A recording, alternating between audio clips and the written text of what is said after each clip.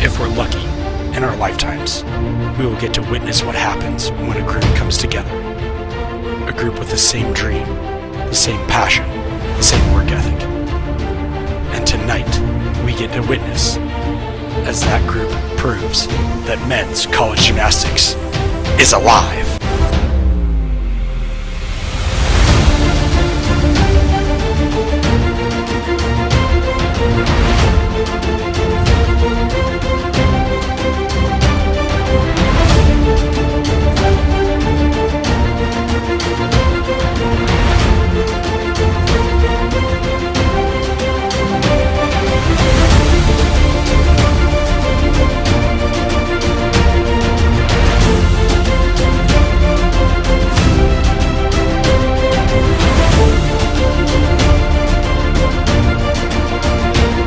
Every athlete competing tonight was once a young child sitting in the stands at a meet just like this one.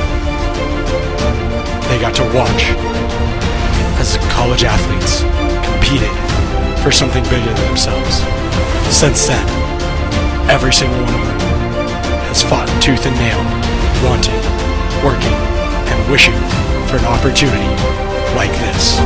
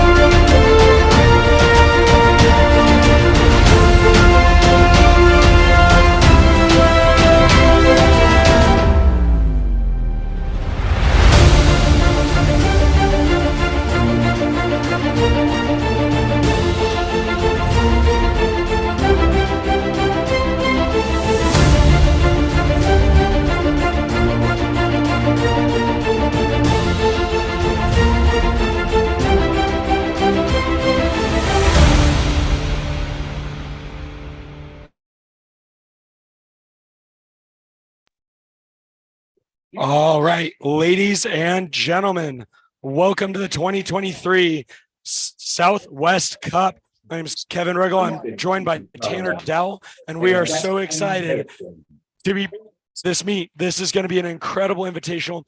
We actually have 8 full lineups on the floor tonight. It is the largest GymACT invitational to date. Tanner, who is your favorite for tonight? I'm gotta say, I'm pretty excited to see Arizona. They're a huge state. They've been doing incredible. Also keeping an eye out for SoCal United. Who are you looking for? You know, I'm always excited to see Arizona. It's where I'm from. I mean, you gotta root for the alumni. So, has been coming up like crazy, and they've always been right on the heels of Arizona. But man, after last year when Arizona was finally beat by Iowa, it opened this door, and UW is hungry for it, and I think they're going to put up one heck of a fight tonight. You know, I was gonna say UW after last year coming in with that momentum. It's really exciting to see. Absolutely. Some of the other really big, exciting things to talk about are the fact that we have 2 probationary teams on the floor and a brand new lineup. The Texas Armadillos last year were a probationary team. They competed at nationals with us with only 1 or 2 athletes. And then, that was kind of it. They are a full-blown GymACT team now. They are on the floor with us, and I'm really excited to see what they've got. Yeah, man, this meet is huge. The number of teams we have, and to see that growth. That's so fun to be around. And it's incredible. It was, let me think, GymACT has only been around since 2018.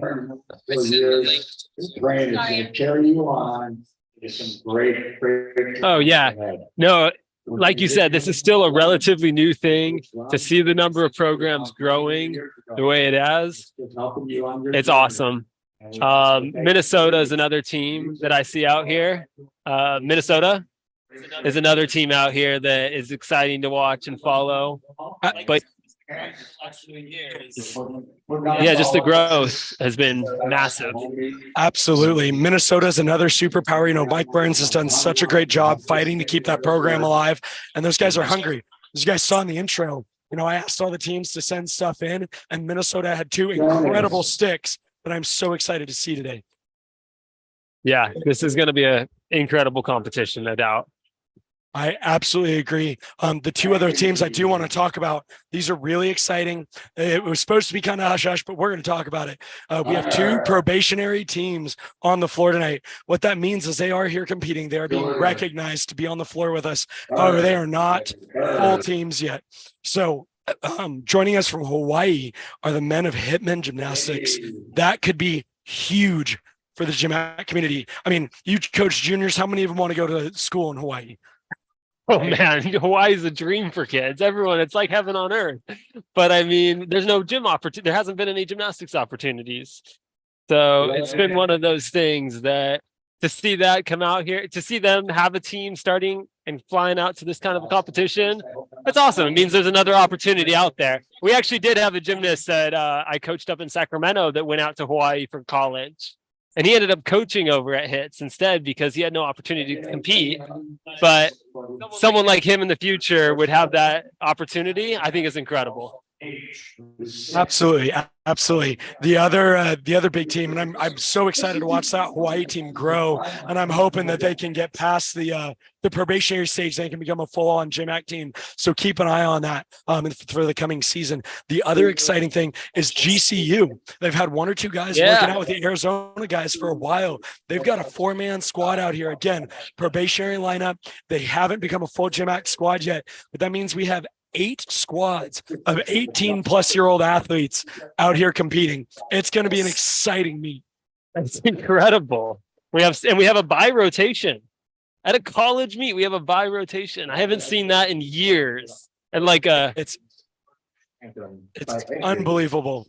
Okay, real quick, as they honor the country in the venue, we're going to take a real quick video, or we're going to take a look at a real quick video on how this incredible sport is scored.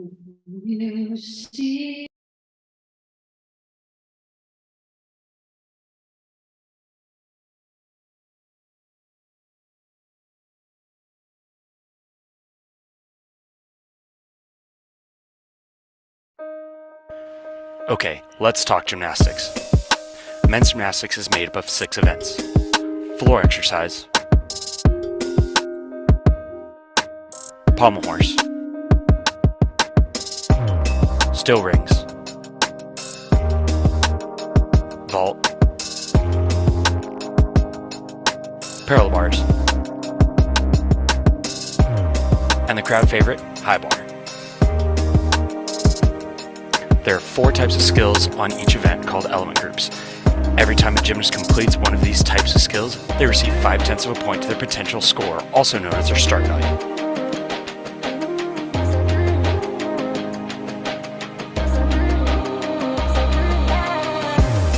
Each skill the athletes perform is assigned a letter value with a corresponding addition to their start value, starting with A's equaling 1/10 of a point and currently going to I's equaling 8/10 of a point.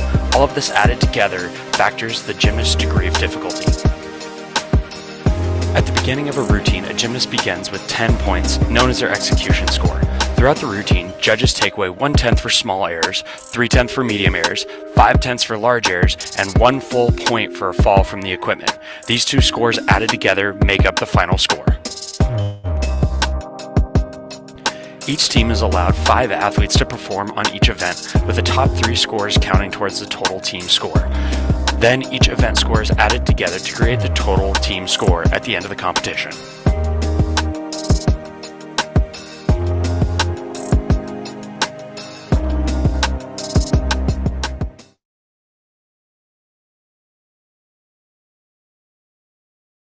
All right, we are back. We just had the playing of the national anthem. These guys are going through their team chants, which is an incredible thing to watch. And man, it's going to get insane in here. And the other crazy thing is that there's a full-on women's meet happening 30 feet, 50 feet to my left. Yeah, this venue is massive. The energy here is incredible. Yeah, you can probably hear it in our background. but I hope so. This is going to get crazy. We're going to go ahead and start bringing in some of these team cameras. Bear with us for just a second as we get these guys up online and you get to watch some great gymnastics.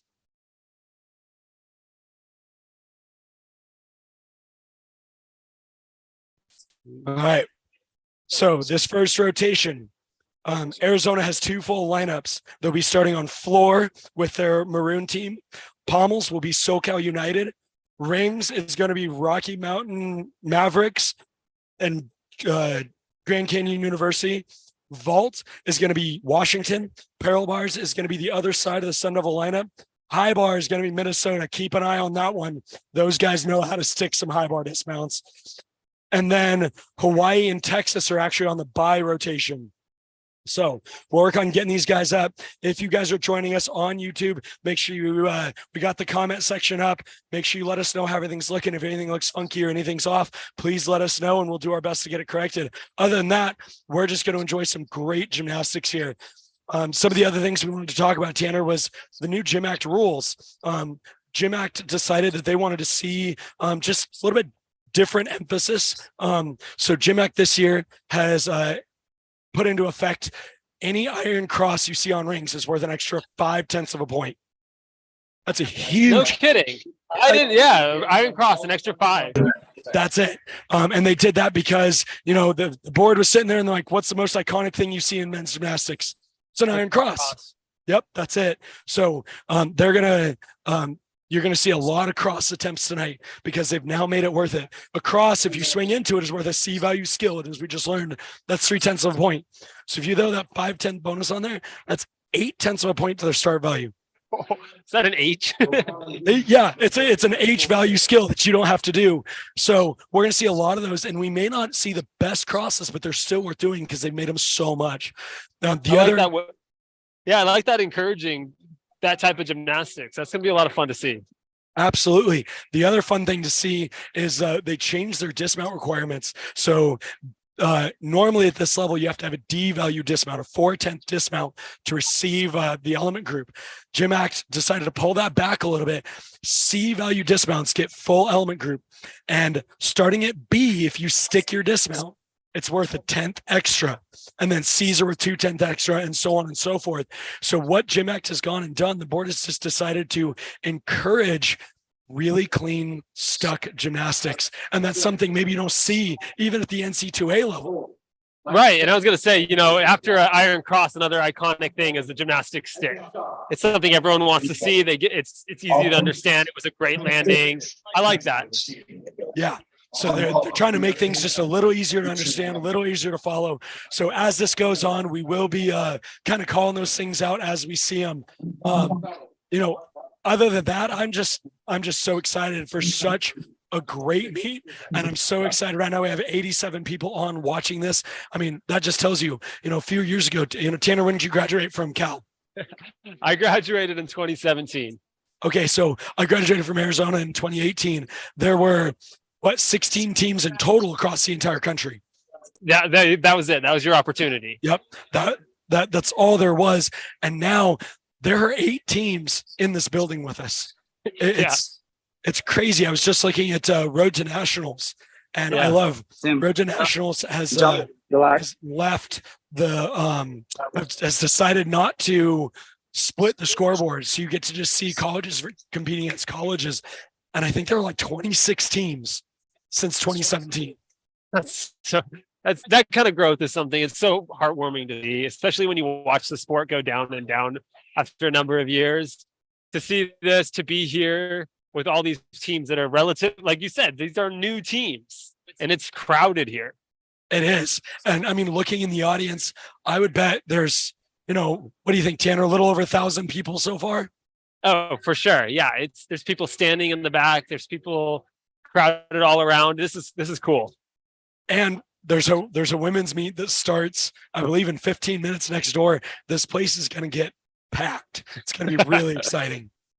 So as we get going here, we're going to go ahead and we're going to stop our cameras so that you guys can just enjoy some great gymnastics. All right, we're good. On floor is going to be Jackson Harrison from Arizona. definitely a crowd favorite. Make sure you keep an eye on this floor set.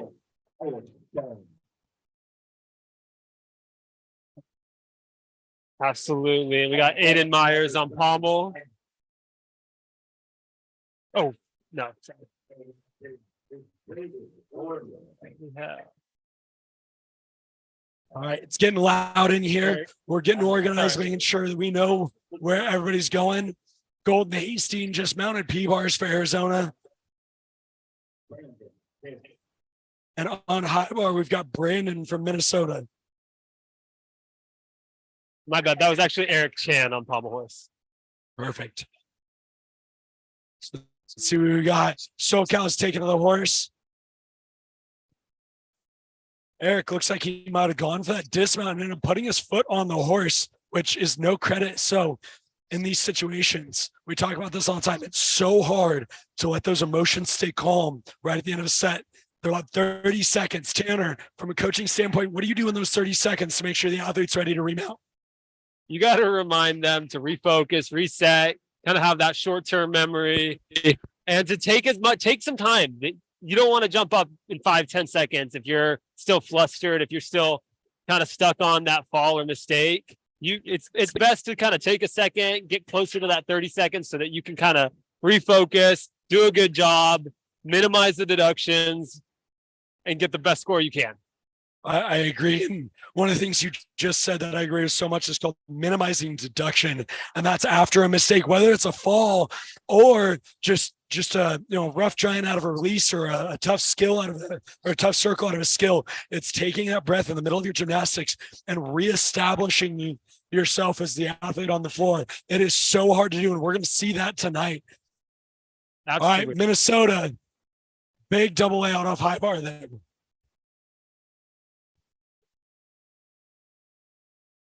Arizona's got some awesome above bar work going on parallel bars over here. Nice peach to support.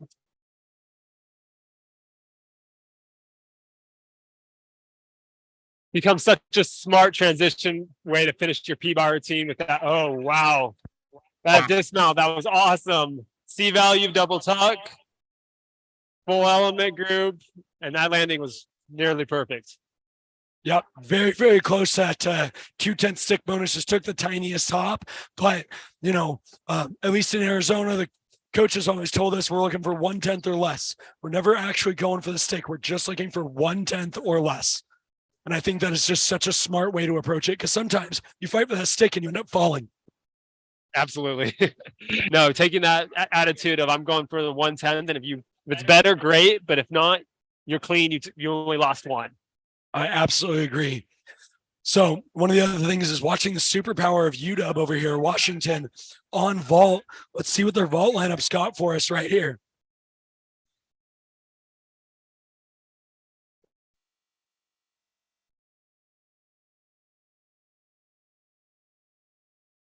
I believe this is Bradley Stroud right here. Let's see what Washington's bringing to the house in their third competitive vault of the night. Looked like a huge cause, a lot of power. Absolutely, just a little pike down there on the landing, which shot him back. But other than that, UW's going to come out really, really swinging strong. Yeah.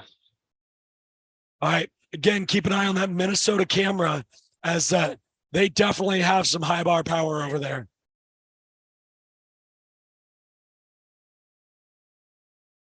Big release. Oh, just dumped it over the bar. And again, now Coach Mike Burns is going to talk to his athlete about minimizing that deduction, which is so hard to do. Yeah, when you take a release like that, it's a gotcha, and it's just a little bit far. The coach is now talking about, do you repeat the release? Do you have another element group? And so we'll see what I can't quite tell who this is on floor for Arizona, but my goodness, he just had a huge double layout stick. And as these meets get going, it's so important as a team to get your energy up, to kind of, not a big guy about vibes and energies, but it really is a thing in college gymnastics. Oh, it's everything. The team, the energy you get, I always found it so much easier to compete with, your teammates back there cheering you on. And man, that's a big pass. Back front fold to a nice straight half called a Brandy on floor. He's coming in for his dismount. Let's see if he can find that stick. Nice double tuck. Great. He's not done. Wow, this is an action-packed floor set. I haven't heard the bell. They're about 75 seconds. Big double full. And that is an Arizona stick right there. And the team is absolutely going insane. That's what you want to see right there. Yeah, expect a big number on that routine. Absolutely.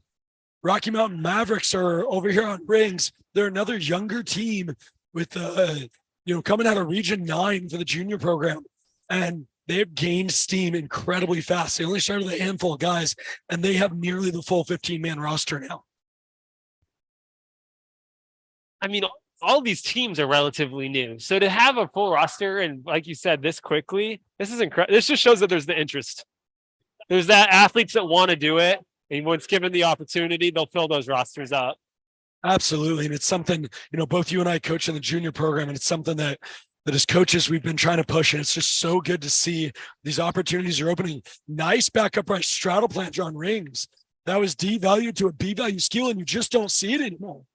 No, and he put his legs together for a straight plunge out of it, and it looks great. There's a famous quote out there that says, I bet this guy can't walk on water, but I'll bet you he can swim through land. He is one strong young man. Nice press. I mean, he's definitely minimizing these deductions here with this routine construction and just the strength he's showing. Absolutely. And one of the things, now that's an interesting call right there. Rocky Mountain on rings. What do you suppose is going on there? If he's got some type of injury or some type of reason he's not wanting to do a big dismount, he could just choose to leave out that element in that category altogether. And so I would think he's coming back from some injury. He's clearly really strong, clearly deserves to be on the ring lineup. He's just keeping his health the priority. Now, I don't know if you saw that high bar. He had a massive Kovacs. It was beautiful, and a layout double-double to end that routine. You mentioned there was going to be some high difficulty on that, and that was huge. And as we're talking, we're going to jump around a lot, so try to keep up with us. Overall vault, we actually just saw Driggs, which is a round-off entry to the table with 2.5 twists with what looked like to me a 1/10 hop. That is a huge vault for Washington. Yeah, I was going to say 5-6 years ago, that was the biggest vault being done in college. I mean, maybe all of college, anywhere in the country. That's a huge vault. And it's still one of the top vaults. Up on floor right now, this is Caden. And we're going to keep an eye on this young man all night long, especially when it comes to rings. You would never guess to look at him that he is so strong. So when Caden gets to rings here, 3 rotations, we're going to definitely make sure we keep an eye on that. Okay, yeah, I'm looking forward to that. All right, we got another Rocky Mountain Maverick up on rings here. Let's see what they've got for us. Nice kip out to get the swing to strength element. Nice clean back up rise to support. Not worth very much, but when you keep it that clean, it's worth doing. Absolutely. It's a swing to handstand requirement. Nice half in, half out, just a step back. Yep, working out great. And up on parallel bars right now is actually a junior from my own program. His name's Skylar Graves, out here just getting some competitive experience while he's looking around to see where he wants to go next year. So it's great to see all this interest out there. I was going to say, one of the things I like about a lot of these competitions is when they combine the juniors with these college, so that these kids in high school can see what the future is. I think that's an awesome opportunity. I think allowing them to be in here on the same floor at the same time, feel that energy, is something really exciting for them to look forward to. Absolutely. And I think speaking as a director of a junior program, I almost exclusively look for competitions that allow that, because it is such a great opportunity. We're winding down here. I think we're on our last competitors on high bar and pommel horse. SoCal struggling to stay on that leather, but we're going to see that all night long, Tanner. it's such a tough event. I mean, they're kind of getting it out of the way early. And as long as they don't do too much damage to themselves, it's only going to be uphill after an event like that. I agree. And this is Senator up on floor from Arizona. Keep an eye right there on what he's doing. SoCal's back up on the leather there, coming in for his dismount. Just coming up shy. Okay. Yeah, he was supposed to end up on the other side of that dismount, but he still made it up. We'll go back to floor. I do believe this is the last guy on floor. This is a Senator. We'll see what he's got for us as he's winding down the first rotation of the largest GymACT Invitational to date.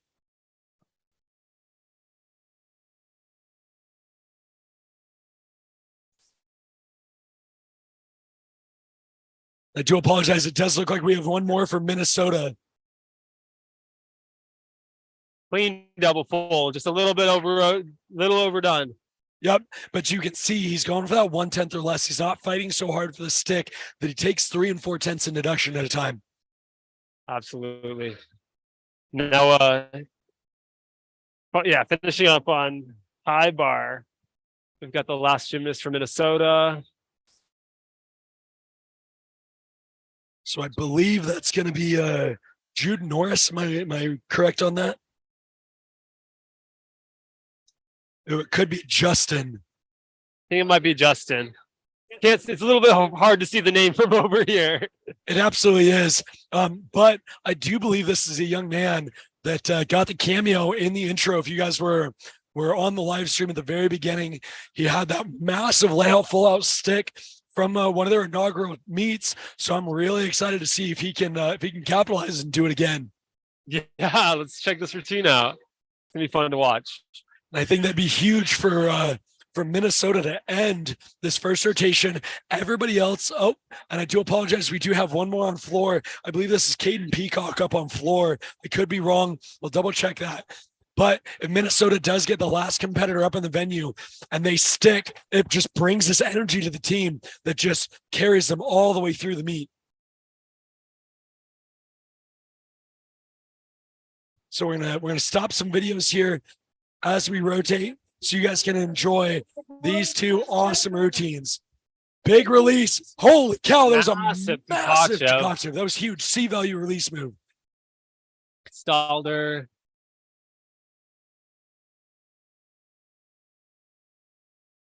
Nice endo. Looks like we got the dismount to go. Here we go. What do we think? Oh, nice layout, half in, half out. Just a small step on the landing there, but minimizing those deductions.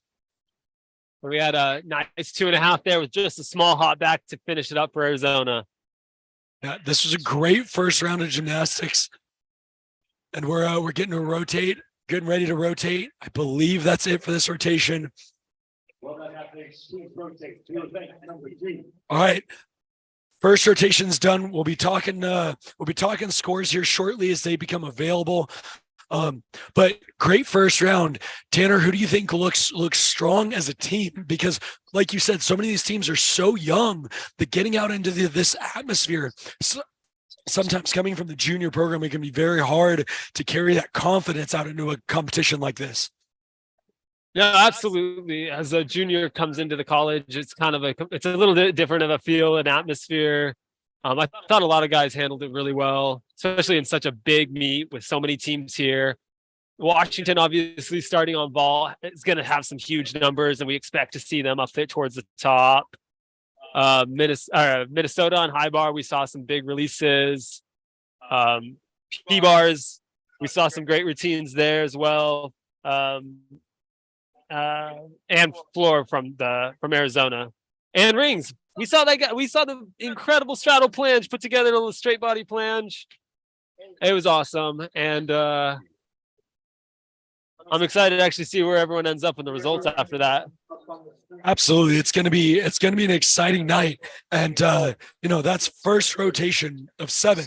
So there's a lot of gymnastics left to go. There's a unbelievable amount of gymnastics still to be done, and it's going to be a fight all the way to the end. One of my favorite quotes about the sport of gymnastics is, in gymnastics, you just never know. Exactly. It's definitely, you can never be too confident that you're up ahead a little bit, because anything can happen on any event. And so you really do have to watch the entire thing to see what happens. Absolutely. We do have some people joining in on this live stream. One of the other things we really wanted to talk about was the viewership, right? Men's college gymnastics gets so little viewership, and we are so excited. Keep everything tuned right here to the GymACT live YouTube channel. Everything GymACT that we possibly can will be streamed through here. But alongside that, make sure you are hitting that like and subscribe. It is huge, huge, huge that we get as many subscribers as possible as we're working through and trying to bring more viewership to the sport. Because as Tanner, as you know, as you have athletes on the floor, we have Winter Cup and Elite Team Cup also going on this weekend. It's huge, and there's so few opportunities to see the sport. So I just want to say, Tanner, thank you for coming down. Everybody on this media team is all volunteers, and it just proves that men's college gymnastics is very much alive at every level, and there isn't necessarily a level above or below the others. It's just different. No, absolutely. The gymnastics you're seeing here are some of the biggest done in the country. These athletes are incredible, and it's so much fun being here. When you asked, it was like, absolutely, would not turn down an opportunity to see this type of gymnastics live and to be able to talk about it. Like, I loved it. You got this. Absolutely. As you can hear in the background, the excitement is unbelievable right now as they're going into their time to warm-ups. We're going to get cameras turned back on here, and we're going to see what there is to see. All right, going into rotation number two. Rotation number two, floor is going to be Texas and Hawaii, and I'm actually going to drop out here for just a second and go make sure that they've got a camera on, because I definitely want to see what they're going to put up. Texas and Hawaii are going to floor. Arizona's maroon team is going to pommel horse. SoCal moves to rings. Rocky Mountain and GCU are moving to vault. Washington is moving to parallel bars. The Sundevil lineup's going to high bar, and Minnesota is on the bye.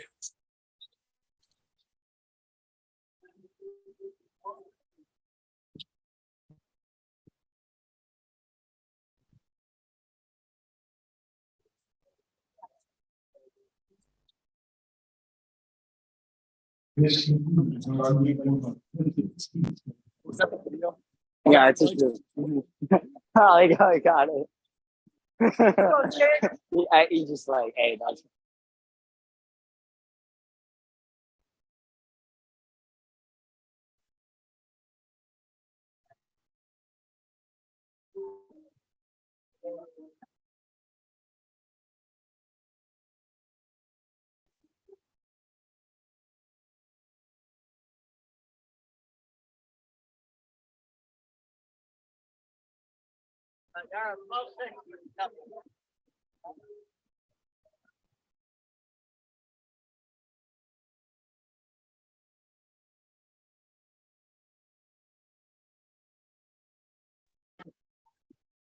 Looks like we're just about to start this next rotation. Pommel, we've got Arizona.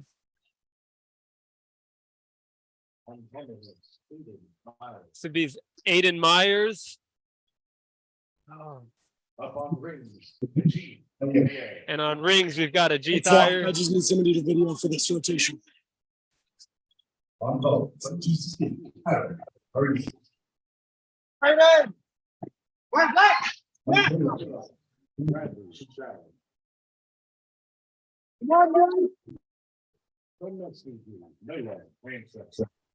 There's that back uprise cross on rings. We talked about with a 5/10 bonus. You're going to see a lot of those tonight, Tanner, and I'm very excited about it. Nice tuck Yamawaki to a back uprise straddle L. And this pommel routine finished up really strong after that early fall.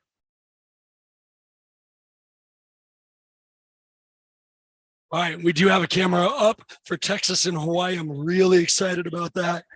And we just saw a stick from SoCal to finish up that nice ring routine. So he did a cross for an extra 5/10 and then stuck a B value, C dismount. C value dismount. Half and half out. So there's an extra 2/10. He just picked up and almost a full point toward his team score right there. That's what coaches Really- want to see. Exactly. That's the strategy there.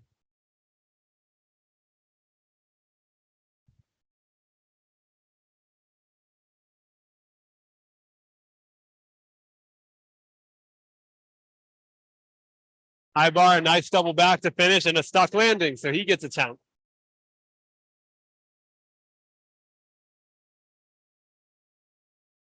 There's just so much great gymnastics being done. It's hard to keep up with. It really is. We're doing our best. We're going to keep it with you. Chrissy Beck up on the comments. I love it. You were here competing earlier today. That is awesome. I am so glad we are getting to bring this live to you. Here's the cool thing, guys. We are currently sitting at 97 people watching this live stream right now. We are looking to break 100. Everybody call your friends, call your mom, your dad, whoever. Get them on this live stream. Check out this action right here. We've got UW up on P-bars. Beautiful press work. See what he's got here. He's going to drop below the bars here. Wow, peach half to upper arm. You know, and earlier he did that to support. Those are two unique skills you don't see all the time. He does them really well. And very close to that stuck dismount.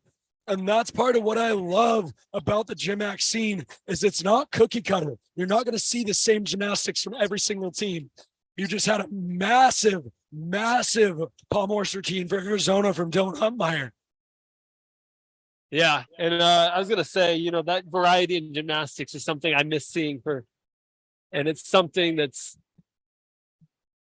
allows those individual gymnasts to really put on their flair into what their skill is in this sport. And there's Is that another stuck C value dismount from He also SoCal. did a cross. SoCal United, these guys are out here doing their job for their teams. That is huge.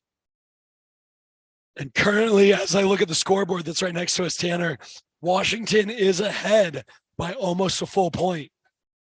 Yeah, that 54-6 really helps them on vaults. And then putting up a big couple P-bar scores. They've already got 25 points on this event through two guys. Absolutely. It's going to be a tight battle between them and Arizona's great team all night long. Routine from Arizona. Keep an eye on that pommel horse tile on your screen. This kid can swing some horse. Yeah, look at the elevation. You can tell when he's going around how straight he is, that he's got good control. A woo, an E-value skill done almost perfectly. Huge Claire flare. Magyar. Yeah. Oh.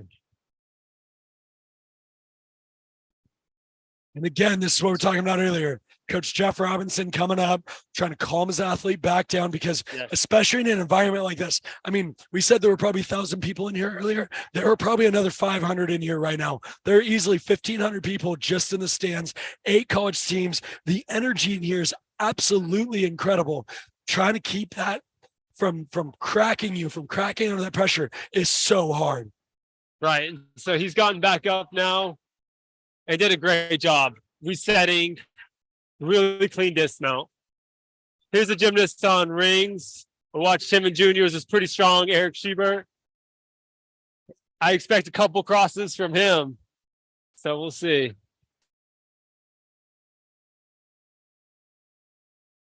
All right, let's see right here. He's going for that straight plunge. Went for the straight. And they're trying to hold it for 2 full seconds. There you go, kip to cross. There we'll get the 5/10 bonus. When an athlete casts like that, you're looking for some great swing work, and he did not disappoint with that tucked Yamawaki and piked Yamawaki. Very nice turnover. Yeah, now I always found the hardest thing on rings is to not over adjust. When you feel those cables moving and you feel the slack, you want to quickly kind of make that quick adjustment, and it tends to throw you off more instead of being more measured. So he handled that routine really well, finished up with a nice half and up out. and just a hop forward. Absolutely. And that's one of the hardest things is just being able to stay calm and be able to just, breathe, stay calm and not over adjust. Like you said, even though you may be taking deduction, because if you overreact, you're going to take more deduction. Yeah. Take your time on rings. You're in no rush. The longer you can kind of settle yourself in, you set yourself up for that next skill. And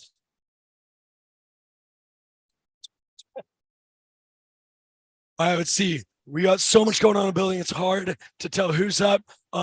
This is Ryan for Arizona's gray team over on high bar. Another big high bar swinger. Huge Milwaukee. yeah, that was some lift. Now he's got a Tkachev. Also huge. Hunter Burnett coming off horse for the other Arizona lineup. And that horse is just eating people alive today. It always is one of those events that really tests the team and their resolve and how focused they can be and how they handle their mistakes. Absolutely. And one of the things I'm noticing from being live in the venue from last year is that stick bonus is working. I'm watching guys fight so hard for their landings, but not giving up. SoCal United over on rings going for that 5-10 bonus. Yeah. I would say this has definitely become a strategy. These teams are listening. These teams are doing whatever they can to get any edge. And that's one of those things, we call it playing the game. You may have a guy that doesn't have the greatest cross, but if he's losing 3, he's still up 2 for the team. And oh my gosh, another Tanner, stick. what is in the water in Southern California? Whatever it is, it makes their feet sticky as can be. Because I believe that's the 3rd, maybe 4th stuck ring dismount we've seen tonight from SoCal. It is. Man, and to see the team reaction to it, oh man, it brings back memories. It's a lot of fun. All right, taking to the floor. This is it. Hawaii's very, very first attempt to become a GymACT team right here. Let's keep an eye. Nice, perfect back full nearly. Front full, very clean, really well done. He's minimized deductions there. And I think that's something you're going to see a lot of is these younger teams maybe don't have the difficulty, but they're going to win and they're going to do well purely by just not having anything to take away. Right. Clayton Cunningham starting on horse, another great, very powerful pommel horse swinger. So keep an eye there on the Arizona camera. Yes, those scissor skills those are all the hardest scissor skills that I know of. The Mikulak and he did the scissor handstand. And again, there's another cross from SoCal. They're definitely going after that. Arizona has another guy come off horse. Unfortunately, that horse is going to be the make or break of this meet.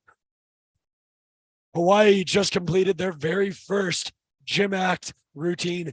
And like I said, toward the more basic side, but man, so clean. Can't be upset about it. No, you're starting, in a way, it's like a history starting event for that team. And you don't even care what the start value is at that point. You're just like, what image did I start for this program? And that was awesome. Absolutely. See, we got a big high bar dismount to just a small hop. That's what we're looking for. Rocky Mountain Mavericks still going hard on vault.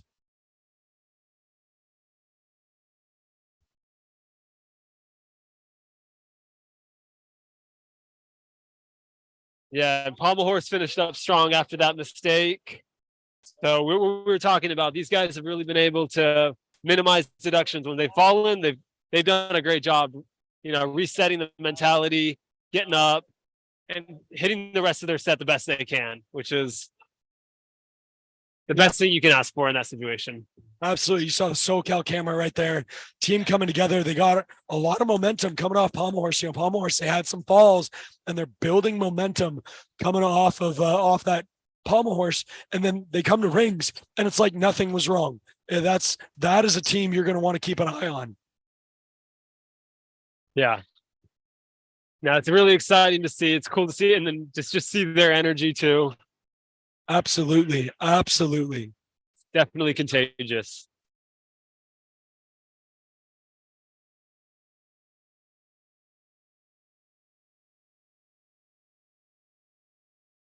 All right, Hawaii up for another their second floor routine. That was a front 2.5. That's a huge skill. That's an E value. I didn't see what vault that was. I'm going to watch it back here, but I'm pretty sure Rocky Mountain just stuck cold on vault. Yeah, I think it was a layout cause, and it was huge. Thankfully, the live stream comes back just a few seconds later, so we're going to get to watch it here. Here it comes. Beautiful laid out Kazumatsu on vault. That was incredible.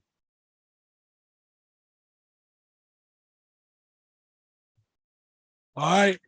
We got some great high bar work from Arizona. Man, Hawaii can twist on floor over there. Front 2.5 and back 2.5. Those are both incredibly hard skills to And a nice, stuck double full. beautiful, gaining another 2/10 for his team right there. They are absolutely just bringing the heat from Hawaii. It's incredible to see. Yeah, what a way to start off that program and at this competition for them. Absolutely. You know, we're already 2 rotations down. This meet is moving just incredibly fast, but it's just so live in here. You know, I had to run over and help Hawaii get their and Texas get their camera started, and you would not believe the energy in this building right now. We're in a 50,000 square foot essential warehouse, and I'm not sure the roof's going to stay on it. And I do apologize. We have one final vault right here from Rocky. Let's see what he's got. Pause half, layout, extra half twist on the vault we saw before. It'll give him 4 more tenths of start value, but just the hop. So that's what those teams have got to weigh. But it's a great cause half. Absolutely. And as you guys see, there are lines on the mat on vault. If they land inside, there's a center line so the athletes can really find their landing. And then there are 2 that angle out in a V formation from the table to the end of the landing. And it's really important to notice he landed both feet in bounds, but then hopped all the way out of bounds. And if both feet leave, there's a 3/10 deduction on top of the size of the hop. So, you know, it's one of those things as an athlete, you have to make those decisions in tenths and hundredths of a second. You see the landing coming out of a 1.5 twists, rotating over 2 axes, land, and then you've got to make a decision. Do I move 1 foot and potentially take a fall, or do I move both? And honestly, looking at the size of the hop, I think he made a great call. He moved both feet because I think if he had gone for the step, he definitely would have fallen. I agree. Now, it's good, quick decision making from years of competition experience. High bar, we got a junior, straddle to Kachev. It just looked like he lost his grip on that free hip. I don't know if you saw that. He had a lot of power, and as he came under the bar, it shot out early and almost like he didn't shift his wrist. So that could have been worse, but he looks like he's okay and he's able to finish. I'm also a little unclear. This is one of our competing private club elites. I'm a little unclear as to whether he's competing. I believe he is while the college teams are rotating in their next time warm-up. So let's see what he's got right here coming in for his dismount. Tucked full out to just small step. Way to minimize deductions. Way to minimize. Vault. Rocky Mountain still coming in hot on vault. Huge layout. Soup just looked like the smallest adjustment on that landing. Absolutely, and kept his both feet right on that center line, so there's not going to be an extra boundary deduction.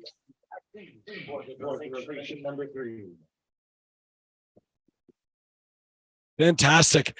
We're two rotations down. We got 5 left, and these guys are fighting for every second.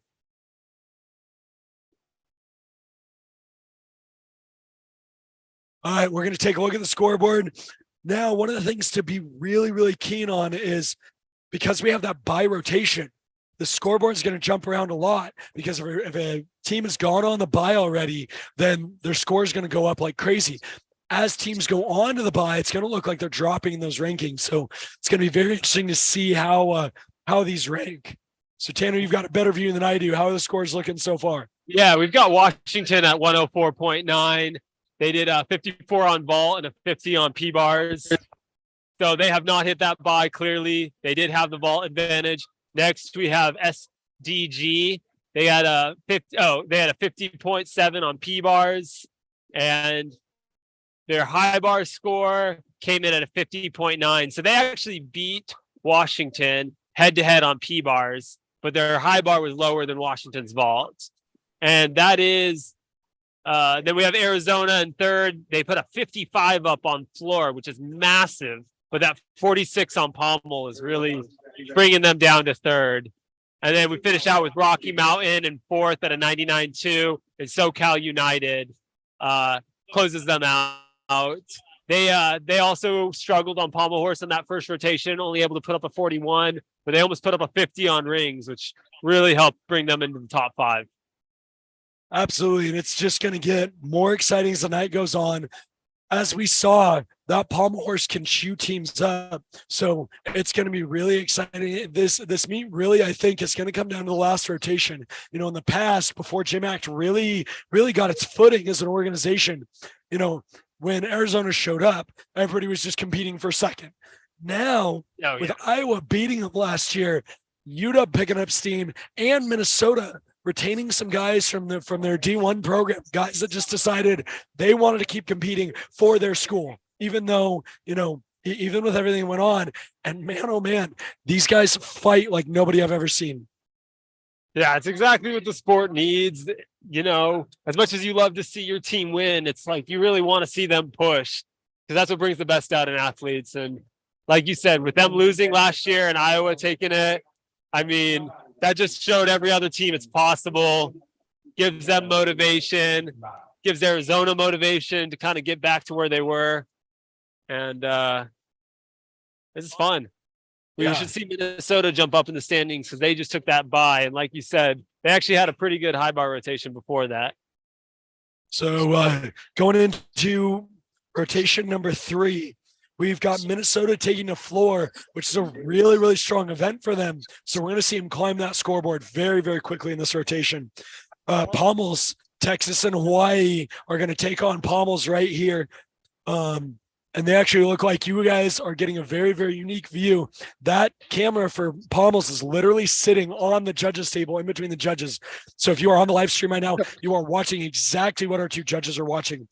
Rings, Arizona's maroon lineup takes the rings. We're going to see Caden, like I said earlier, take those rings. You're going to see some great crosses and great Maltese from him. And we're going to see some really exciting gymnastics over there. Although Arizona has not been showing the sticks, and that's what I'm going to be looking to see if they can keep up with SoCal on stuck dismounts over there. Vault, Southern California United is taking on to Vault. So let's see what happens there. Rocky Mountain and GCU take to P bars. Washington goes to high bar. That's another place where they can just gain some steam. And then the other lineup from the Sun Devils is on that bye.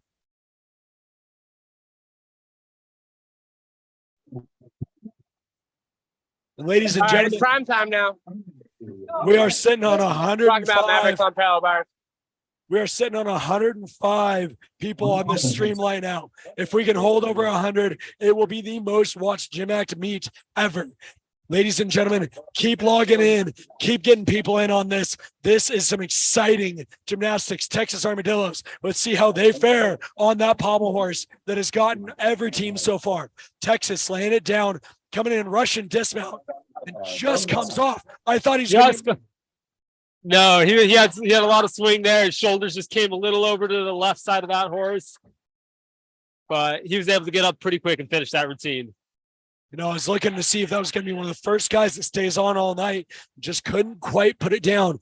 And stuck right there on rings. There's another answer to SoCal sticks from the last rotation. Yeah, that's exactly what they were looking for. It's exactly what you said they would need. That's huge. An extra 2/10 there. Nice front full on P bars. That's a unique dismount. It's a C value. The GCU just got the stick for that. That is beautiful. These guys are fighting for these landings. Huge release from University of Washington. And actually, I don't know if you can see out on the camera, they have the base mats pulled apart. This is a very tall individual that is capable of throwing down some great high bar. As you watch their camera, they're going to push those mats back together. That means that guy's, I mean, he's got to be well over 6'2", 6'3". Yeah, no, it's huge. That's another thing to talk about is, people used to think that gymnastics stunted your growth. And it's really just because in order to be successful, it's so much easier if you're smaller. And man, some of these guys are out here just proving that that's just not the case anymore. Yeah, no, they definitely take advantage of their body type. They get a little bit better of a swing on high bar, tends to look a little better. And then they end up using skills on pommel that allow them to reach all the way across that horse, which is a lot harder if you're shorter. So no, there's definitely skills that every type of gymnast can do. Absolutely. And the Texas Armadillos answering that fall from their guy in front. I'm a little unclear as to who that was from Texas, but man, that was a very, very nice pommel set. Should be their second guy up.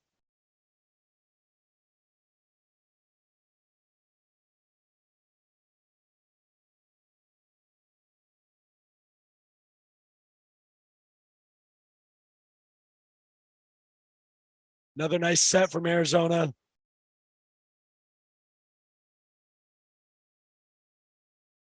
Yeah, I actually think that might have been Dylan McConkey on pommel. Awesome. Dylan brought home a great, great pommel score. Unfortunately, I can't quite see over to the scoreboard to see what that's going to bring them, but he definitely stayed on. It looked very, very nice to the end. So that's going to help the Armadillos as they make their play in their first full GymACT season. Another exciting thing to talk about. I could be wrong on this, but we did a little research before, and I don't believe there's another collegiate opportunity. There definitely isn't for men's, but I don't think there's another collegiate opportunity for gymnastics out of Texas. And that's just wild to me. I mean, that state is not only just a huge population center in this country, but it's huge for gymnastics. A lot of we have Olympic champions on the girls' side coming out of there, tons of Olympians on the guys' side. That's pretty shocking. So it's really cool to see the Armadillos put up a team, come out here. Absolutely. And they train out of Cypress Gymnastics Academy just out of the north side of Houston. And it's so awesome. That's one other thing to talk about is all of these teams, I believe with the exception of Minnesota, train out of private clubs. Oh my gosh. Tanner, was that cause full stuck? That was an Acopian stuck from SoCal. I think SoCal just threw their hat in the ring. I think so too. That was Eric Schubert. We talked about him on rings. He's actually a gymnast I coached up in Northern California. So you love to see a huge vault like that stuck. And it's just, it's such a hard worker. I couldn't be happier for him. That's awesome. It's so exciting to see because SoCal, was pretty early on the GymACT scene. They were one of the first teams. They were the first ever united model where these guys train at different clubs all across the Southern California that come together to compete. And man, kind of out of nowhere last year, they all of a sudden gained a whole lot of difficulty and they haven't dropped it. It's unbelievable. No, it's incredible. A lot of good gymnasts realize they can still stay. If they're from Southern California or Northern California, they can stay in the state, go to the school they want, and still continue gymnastics. Absolutely. And it's such a great model that they can go to school wherever they want. California has so many university opportunities for these guys, but they still get to come together to train. All right. Rocky Mountain taking the parallel bars. Nice Moy to support there. You see that left knee taped up. I'm wondering if this is our same athlete we were talking about earlier that may be recovering from a knee injury. Be interesting to see if he puts together a dismount. Good call. We'll see. And there's a front with a half. A Brandy on P bar is another less common dismount, but it gets a B value. And it was safe. Keeps his knee healthy. Huge double-double off high bar. Wow, Texas Armadillos fighting for that dismount. He did the 720 handstand, and as he came around for his third to last hand placement, he had to plunge it out and just prove how incredibly strong these athletes are. We talk about it all the time. They're the most simple skills out here are just require such an incredible amount of strength that he's able to stay calm, like you talked about earlier, on the ring handstand, but on a pommel horse handstand, drop his shoulders forward over the center of the horse, stay calm, kind of break it up a little bit, then push it back out and minimize that deduction for fall. Unbelievable. So yeah, such incredible determination and fight. And, you know, I always thought that was something that helped a team. When you have a guy that's fighting that hard to not take that fall, you get up as the next guy up or whoever, you get to the next event and you're going, yeah, my friend over there just did everything he could to stay on and not take that deduction. I'm not going to give up on anything. And I think it's contagious on a team. I couldn't agree more. And that's what we were talking about earlier with just the energy and vibe. I don't know if you guys can hear it through our microphones, but the music's up. We've got Arizona guys. I'm watching Hunter Barnett over in the side, high-fiving all the juniors as Arizona's going crazy, looking for those sticks. Obviously, being the hometown team, you know, this is the Sundevil Classic. They've got a great following around them and just building that momentum and that energy. SoCal obviously did that on rings. You know, they had all those sticks and they're going to vault with just some incredible energy. They really are, you know, and those are some beautiful lock arm giants we saw there. And I believe that was a hip pommel set we just saw from Hawaii. So now they're hitting their second event, pommel, one of the tougher ones, and they're putting out hits. So that's awesome to see them here. And Pommel's in their Hawaii's in a 3-up 3-count format. They don't have extra guys right now, and that's incredibly hard. Which means all of your guys have to hit all of your routines to maximize your score. So, like you said, in smaller teams like that, in those situations, it comes down to who's going to fight harder. And if they start to break down their team dynamic, it could crush their team. But they are not showing any signs of stopping. And they started on that bye, which means that they're going to carry their energy all the way to the end. They don't have that bye in the middle of their meet to break up that energy. You know, that is in a way, that is a huge advantage. I'd either say the bye at the beginning or the end is where I'd want it. Let you just to allow that full 6 events, and it'd be fun to watch them kind of go all throughout the whole meet now and finish up on high bar. Absolutely. Maltese on rings. Is that the guy you were telling me about earlier? This is Caden right here. Huge Maltese, huge cross. He's got some great swing work worked in as well. That's the unique skill. You do not see that very often. A front uprise roll forward into another cross. It's actually illegal in the junior program, so most coaches don't even expose their athletes to it. But Caden does it so nicely. Back uprise cross, receiving that 5/10 bonus into that kip L. His routine is just stacked with difficulty. Yeah, this routine's going to score really well. Lock arm done there. Picking up a little bit of swing, but has to stay calm. Going in for that dismount. Did he get a stick? Is that what that was? By the reaction of his team, that had to have been a stick. Capitalizing Incredible. on those. Absolutely amazing. While that was happening, Hawaii just put up another hit pommel routine. Wow. You know, that's incredible for a new program. Young guys coming in and hitting pommel sets. Where a lot of guys that have been here before are missing and struggling on pommels. So that's got to be a huge confidence booster for them. No, there's some famous quotes about that, about, you know, no matter what the stats may say or the experts may have predicted, when the hand goes up, all bets are off. It's not over till it's over, and these guys are going to prove that, you know, just because maybe they're coming into this as the quote unquote weaker teams, they're not going to take a line down, and they're going to absolutely fight all the way to the end, and it's incredible to see. Absolutely. Let's see. They've got one more athlete here. Really nice 2-on-1 rushing in, an E value on pommel. I mean, just look at that hip extension, Tanner. His hips are all the way open, 180 degrees Another through the E. hips. And he is just a 4-on-1. And actually, what his hips allow, if you watch that, he started to fall on that flop sequence, and he was able to make a small adjustment to stay on. And it's because he has so much elevation. That pommel set was massive. That dismount was great. And there's guys from other teams cheering for that right now. when it's just done that nicely. And actually, I believe that is a transfer. That is a guy that was from Arizona. I believe his name is Sean. Sean McClure. Yeah, That's it. That was huge. He was part of the Arizona lineup last year, transferred out to help Hawaii get I started. saw the opportunity to go to Hawaii, and he took it. Hey, man. I wouldn't blame him. I mean, it's Hawaii. It is Hawaii. Yep. And went out and threw down, and that's where you see the camaraderie. That's another thing I love about college gymnastics is these guys are out here fighting. Arizona wants to win their home meet, right? Everybody wants to win their home meet. But when you see somebody throwing down, even if it's from another team, you want to help them out. It really is a cool atmosphere, you know. And it's like that for all these schools. I mean, rivalry or not, they want to win, but they still respect each other, and it's cool to see. Rocky Mountain putting up a huge double back. It's good to see them gaining that steam. Absolutely is. This is Dylan Humpmeyer up on rings. This is a senior from Arizona.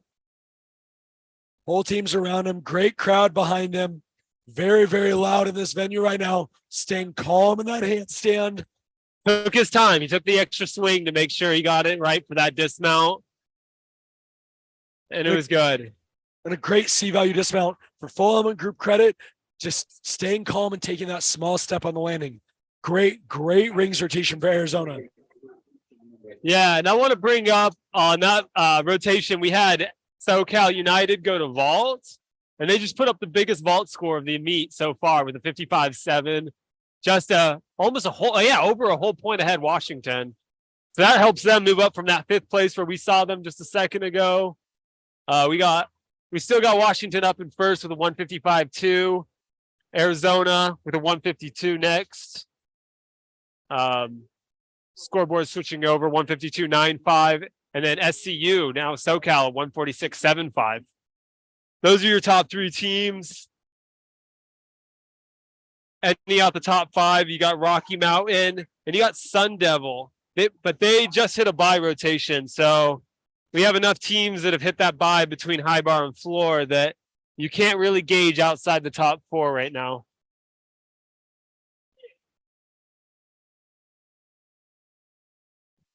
We're going to take a short break here as we transition, get a 2-minute touch for this next rotation.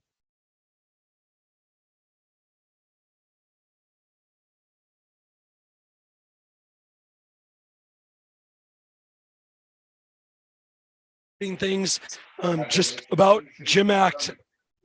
We've officially broken the highest number of people logged into a GymACT live stream at one time. We're holding above that 100 viewers, which is just amazing. So many people have said that, men's college gymnastics has to change if they want the viewership.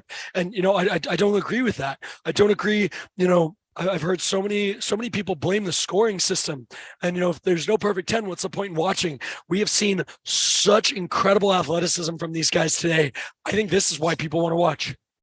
Yeah, no, the skills themselves are awesome. And that's what brings the excitement, the risk. And I think it's really opportunities to watch it, which has always been difficult. I mean, I graduated from Cal a few years ago.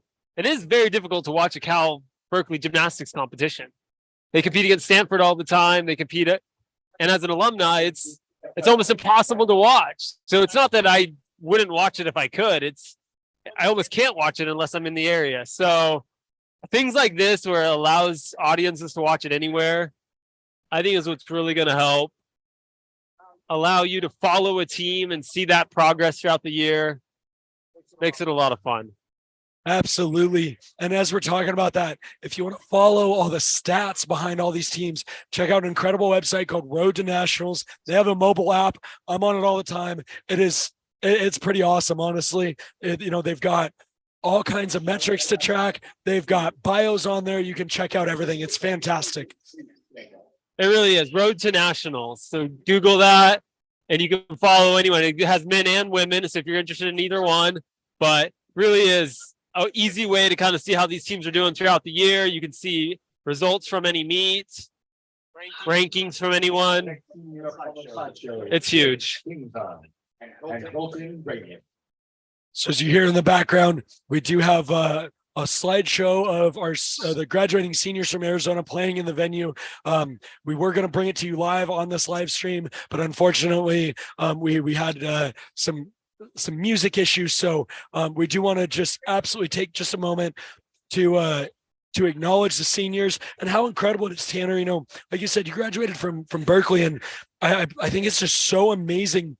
And I think so many people have a hard time understanding how hard it is to be a student athlete all the way through middle school when life starts to get hard, all the way through high school when your friends are going and hanging out and getting jobs and you can't go because you've got gym 25 hours a week. And then you go to college when so many people struggle and make it 4 more years in a sport this hard.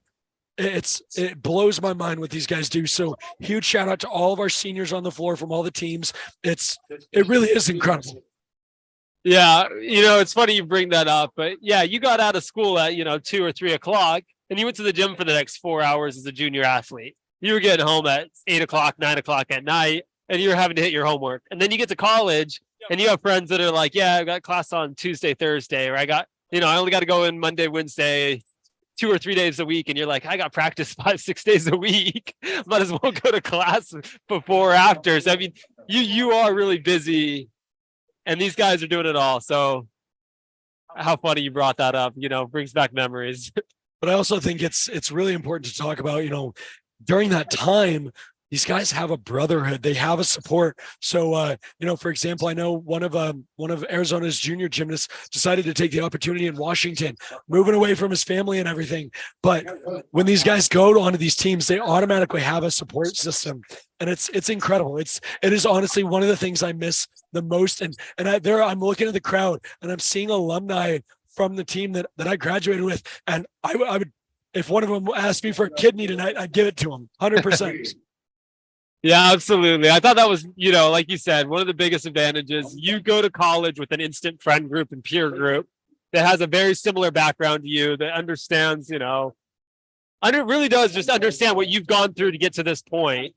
And you have common interests, and it's just so easy to kind of make that transition socially going into college. And so that can't be, the value of that is huge. Absolutely. Okay, we have started our 4th rotation. We are right about the halfway point of this meet, and it is heating up quick. We have the Sundevil lineup on floor. Minnesota has taken a pommel horse, and that's going to be their make it or break it. They've started so well, but that pommel horse has been just crushing guys. Then you got Texas and Hawaii going to rings again, getting that judging view. Vault, Arizona's maroon lineup, getting the Olympic order. Parallel bars, SoCal United, who has picked up an incredible amount of steam. Let's see what they've got for us on P-bars. With Rocky Mountain Mavericks, GCU taking high bar, and Washington on the bye. Yeah, I would say definitely look out for Minnesota on pommel here. This could really, throw their meet or set the tone for it, depending on how many hits they can get here.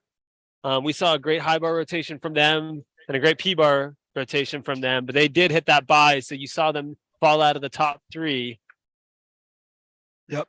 And, Washington's had a pretty solid meet so far. I've seen a couple little shaky things from them, which, at this point in the season is in the end of the game. Western Conference Championships is still, almost 2 months away at this point. So they still have some time to work stuff out. This is still fairly early in their season, but they just hit the bye, and that's going to make it really hard. You either have to take that breather and pull together as a team and come out charging in your next 3, or you've got to keep your energy up on the bye, and that can be incredibly difficult. Minnesota taking the pommel horse. Yeah, and it's an issue that a lot of these teams haven't had to deal with in the past. I mean, how often are you hitting a bye and having to deal with that energy going down and that adrenaline dropping? It doesn't happen because we haven't historically had all these teams in a competition like this, especially this time of year. We just saw a huge cause full on vault. Texas Armadillo is taking advantage of that cross position bonus right there. And that's the other thing I love about this new scoring system is in the NC2A model or the Federation's model, on that level, guys really do have to be perfect. So it's very, very risk versus reward. Whereas giving that 5/10 bonus, we just saw it cross on rings. It wasn't perfect. In many other models, you wouldn't see guys doing it. But because we're in this model, it wasn't a bad cross, but it kind of almost forces guys to train it. And it forces them to just get better at it rather than discouraging them from giving the effort. And I always felt like kind of venturing off there. That's always been a hard thing for juniors. You want to push across, but it takes years to train. And the reward for a coach and a gymnast isn't seen immediately. So it's hard to want to push a skill for an athlete that's not really going to give them a lot. If you end up neglecting a cross, then they get to college it's not a skill they can pick up in a month or two over summer. And so they end up being kind of stuck. And it's kind of the system where I don't know if there is a great solution for it per se, because it is hard to kind of find that time for these guys. So I love it. They're able to train the cross and they're not going to get killed on it. That was a huge cause 1.5 on vault. And had his hips were just a little too far behind his heels when he landed. And that caused him to kind of spin out of that landing. And like you said, both feet come out 3/10 out of bounds, but it doesn't take the fall. What do you think of that? Absolutely. And that's where it gets interesting, because while you're in the air, you got to kind of figure out, what do you think the judge is going to do? He stumbled out. He had 3/10 out of bounds. Both feet moved out of bounds. There's another 3 for each step. So he's talking a minimum of 9. Yeah. But it looked like his hand might have touched. Our judge is going to take, and they might, yeah, exactly. If they determine it was a fall, they may just take the full point and take a 3/10 out of bounds and call it good. We got Eric. He just stuck the cause full on vault last rotation for SoCal United. See what he brings on P-bars for them. Absolutely. Keep your eye on the, oh, what a save. Way to stay calm. Just got his hand folded under itself, and he made such a great call there, because I think if he had tried to push, he would have seriously injured himself. Instead, just popped the elbows out, forward roll through, and he's staying calm, ready to hit the end of this. Let's see if he can pull it together in the second half of this routine. Absolutely. And like you said, you kind of get that finger underneath and in between the bar and your palm. The only thing you can do is think quick, and made a good recovery there and finishes with the nice double tuck, and he sticks it. So makes up a little bit from that mistake. Absolutely incredible. And like we were talking about on ring handstands earlier, the mentality of staying calm and not making quick overreactions, that's gymnastics. That finger got caught up under there, and he could have just panicked and let go of the bars and taken the fall. Instead, he just popped the elbows out. He did the forward rolled out of it, popped it right up to the L seat, and just took his breath. That was an incredible, incredible recovery and minimizing deduction. And that's something that isn't nearly as prominent in the junior program. And I think part of it is because they don't have that team mentality nearly as much. Tanner, you and I both just watched that team, or a crowd favorite, Jackson Harrison, throwing down a Yurchenko double full and taking a very small step on that. That's huge. That Huge is vault there. absolutely such a big vault. And I happen to know, just because I am here in Arizona, I've gotten to go in and help Jackson with the vault, and he was really struggling going past a full 12 months ago. Last year at Nationals, they pulled him back to just a full because it was so clean. He couldn't quite find that consistency in the spotting. And it's so awesome to see him coming back this year, throwing down that hard. Yeah, man. You wouldn't know. You watched that vault and it was easy for him. Or looked easy, I should say. Absolutely. Minnesota fighting hard for every 10th on pommels.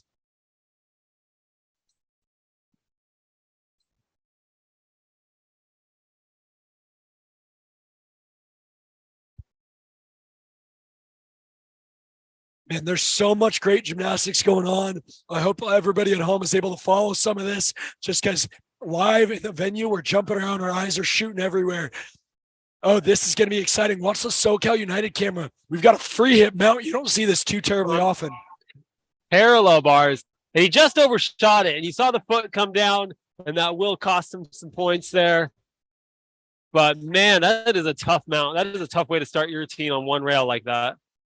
Absolutely. And you just saw, he tried to cover it, put the foot down, and just tried to keep going. This is a tough spot as an athlete. You don't want to take any extra deductions. So you fight to keep going, and sometimes it's better just to come down and restart. Yeah. So he comes down. We've got to keep our eyes on vault. This is senior team captain Vinny Calismo. 3 years straight, he has stuck this vault at his inner squad. Cost me $100 in December. Let's see what he's got right here. Massive cause 1.5. Absolutely fantastic. It's called a Driggs. It's 2.5 twists in one flip, and he did the right thing. Just took that 1 3/10 step, but kept it right down the center.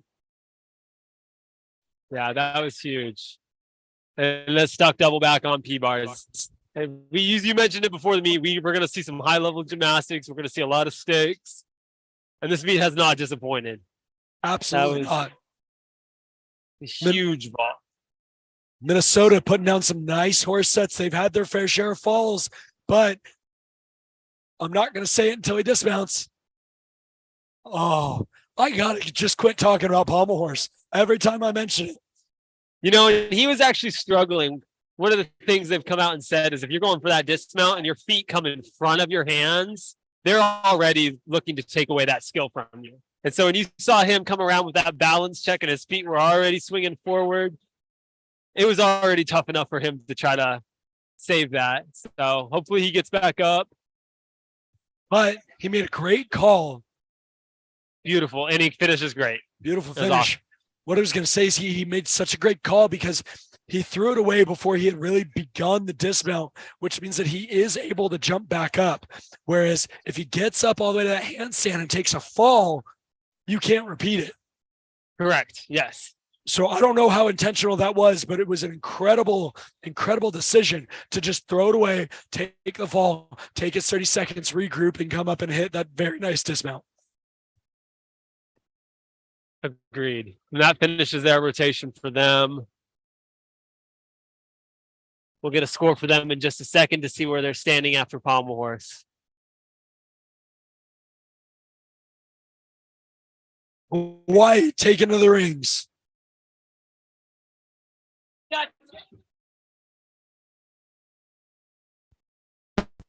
L going after that swing to strength element. It's also very interesting this year. They made a rule change on rings. If you are in any kind of a support hold, such as that LC you saw after his Kip L, and you roll forward out of it, you actually get 1/10 an A value skill for doing that. And I've seen so many athletes taking advantage of that. Another very rare dismount. The big double front. That's what I'm saying. We're seeing things that you don't normally see, and these gymnasts are able to do skills that fit their strengths, and that was huge to see. Absolutely. Such a hard dismount because you are coming in completely blind. You get to just a snapshot of the floor as you come over the top of the first flip, and then it's all feel and numbers to be able to find it. Yep, 100%.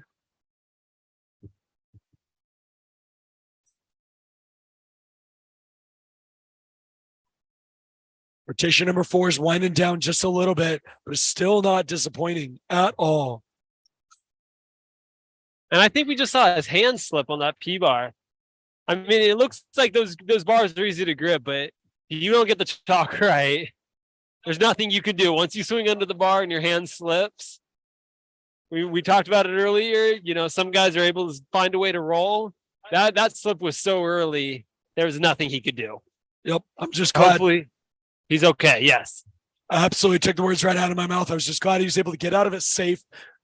And, he looks unscathed. He ran into the uprights there, but coming back up, repeating the skill. Huge. So hard to do mentally, especially if there was any pain involved. It's so hard to come around and just, like you said, fight for your buddies, fight for your team, and remount on a skill you just fell on. Looks like, okay, he's okay. I want to see. Back It up. looked like he had so much power. He was going to go for a double. Almost looked like his elbow kind of gave out on him on that release. And he made the decision that I'm not going to make 2 flips, so I'm going to kick out. And he stayed healthy. Great decision, especially at this point in the season. If you're at Western or Eastern Conference championships or you're at national championships, sometimes you go, you know what? Doesn't matter. I'm going to pull it anyways. But this early in the season, such a great, it's a bummer, but that's all it is. He stays healthy to train another day and fight with his team. Absolutely. Up on floors are unattached elite Skylar Graves throwing down some beautiful tumbling. Yeah, nice 2.5. Showing off that beautiful non-acrobatic element. This is one of those element groups that was explained earlier in our scoring video. They have to do it. And so when he goes up to those handstands too, he's looking for a full 2-second hold without moving. Absolutely. And of course the landing. And it's so important to talk about, most athletes try to hold for that full 3 seconds. Beautiful stick there from Skylar. But they want to hold for that full 3 seconds because if a judge is just counting a little bit slow, no matter what, if you're short on the hold by the judge's call, 3/10. Right. There's no stopwatch. It is what they're counting. And like you said, you're 1.9 seconds. That's 0.3 off. A lot of times that's worth more than the entire value of the skill these guys are doing. So it becomes incredibly costly every time you're short. And if you're 1.9 5 times in a routine, 4 times in a routine, you just gave up well over a point. You know, point up 1.2, 1.5. And it can look incredibly good. So to a viewer, you're like, wow, that was an incredible routine. Why is the score so low? And you go back and you're just like, wow, that judge really, you know, was able to find, you know, they really saw all those holes as short. I can explain some of these low scores. Absolutely, especially on rings. You see it all the time. You know, you watch this absolutely beautiful ring routine, very, very strong athlete. The score comes out and you're just confused. Well, like you said, if they have 5 and 6 holds in a routine, you know, every handstand, every strength move, every LC has to be held. And if they're short on 3 of them, there's a point right there. Absolutely. So we now have, I believe, 3 teams that have done all the events and haven't hit a bye. And that would be Arizona, SoCal, and Rocky Mountain. And they're in that order.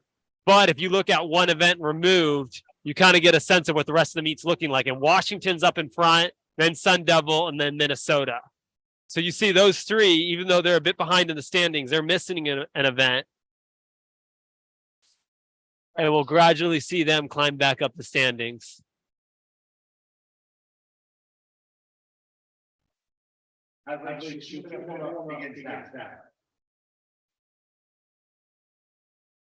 Wow. Arizona put up a massive 57 on vault. Before we had SoCal kind of leading vault there, but they just beat SoCal by an extra point, which means they're 2.5 points above what Washington put up on vault. And that's another, you know, comparison we're watching tonight. Absolutely. That Washington team is so hungry. And that's, you know, at the end of the day, as much as they're just absolutely hungry and they're fighting for every 10th, sometimes it's just not enough. But when it comes to fighting hard, UW's got it in spades. All right, the Mavericks move to the bye.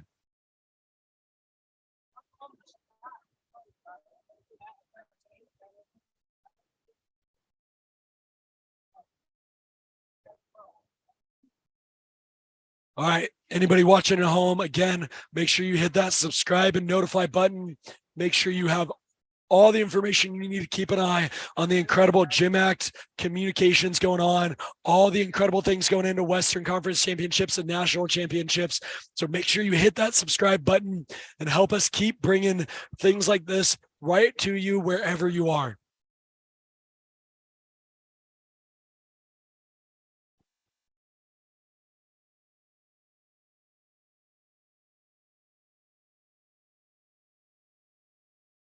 Those that were interested in purchasing an AMG, those have been restocked, and you can head back over to the AMG booth.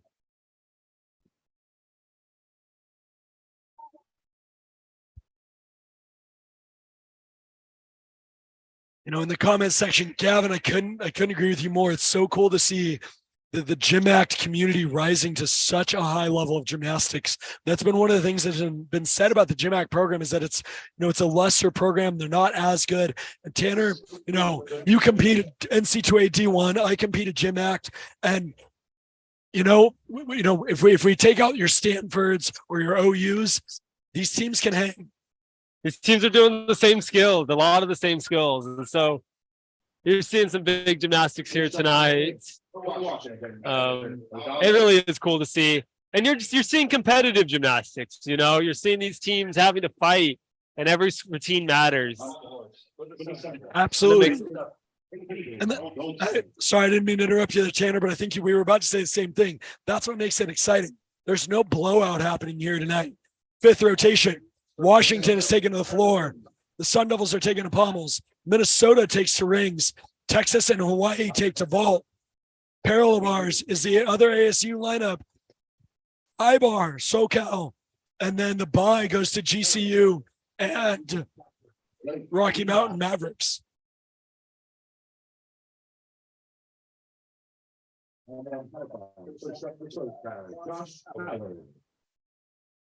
Blake Tingson taking a pair of bars for Arizona.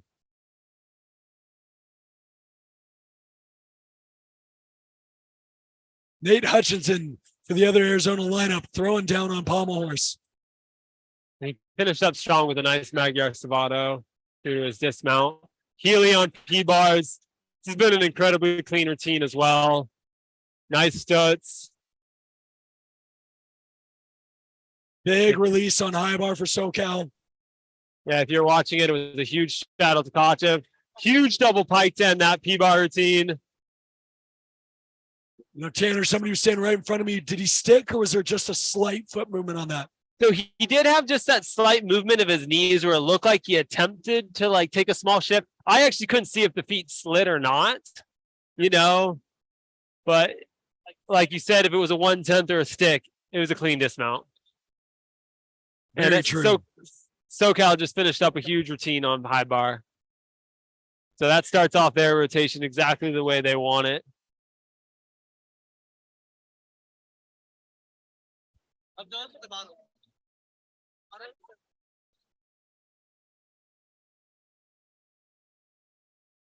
All right, rotation 5 from the Southwest Cup is heating up here. All right. Local out of Bakersfield on pommel horse for Arizona.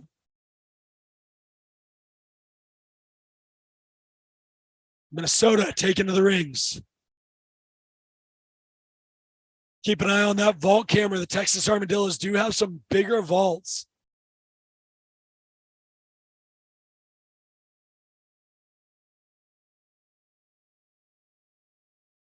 Oh, nice way to finish off that pommel routine without taking a fall.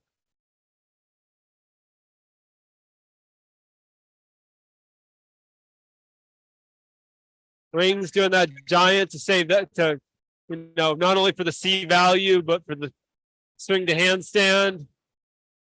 And just comes up short on that dismount. As you were watching rings, I was watching P-bars, and Andrew Fincher is proving how much heart is in this Arizona team. Came up short on his whippet. Definitely thought he was going to take an extra swing or a fall, and just threw it down and brings it all the way home to a stick for Arizona. In a C-value skill, there's an extra 2/10, and that probably makes up for the mistake he made earlier in the routine. Couldn't agree more. And the unique dismount too. High bar, we got SoCal United. I believe this is a G Thayer coming up. Yeah, Milwaukee to start the routine.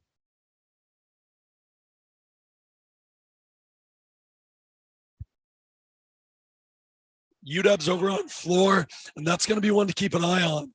In the past, they've been very, very strong on floor. Texas Armadillos taking a vault. Nice layout cause.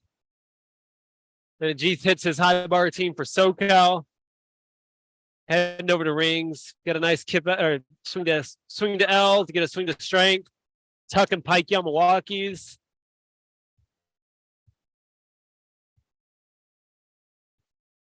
But that handstand. Wow. And Wow. so I was gonna say, we're looking for that 2-second hold, and he looked like he was just in a little bit of a hurry in that routine.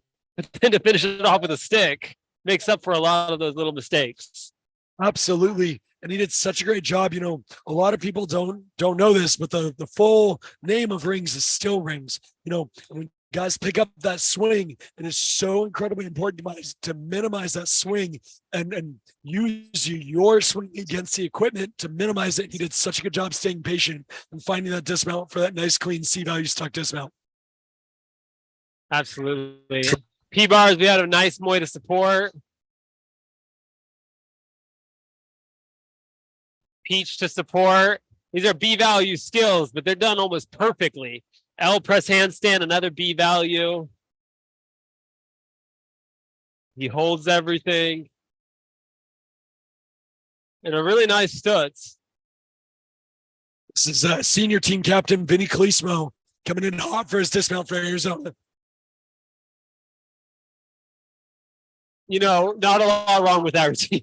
I was gonna say, yeah, it didn't have the highest difficulty, but when you're a captain, you tend to make good decisions. And I mean, he showed very little, gave the judges very little opportunity to take deductions, and then he sticks the dismount to get an extra 3/10 bonus. So I know that was huge. You guys can't see in the stand, but they're throwing shirts for sticks, and the junior kids were so excited they tried to jump over the About half of it down. It is getting rowdy in here. This is what we love to see. This much passion, this much effort, and this much drive. Minnesota on rings.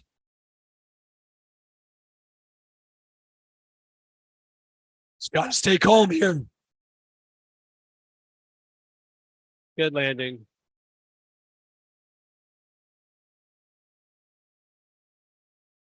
Arizona up on horse. Lots of Wow. leather work. This is high risk, high reward, high value, but man, it's so easy to just pike your hips a little bit and get taken off. Yeah, and he is staying on. Incredible Roth sequence into the middle earlier. Little pike on that, but pushes his hips back open, stays calm. He's got to bring it home for the dismount.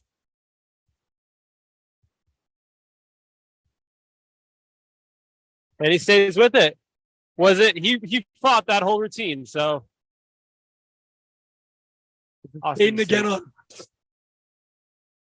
gonna say a double front. He's healthy though.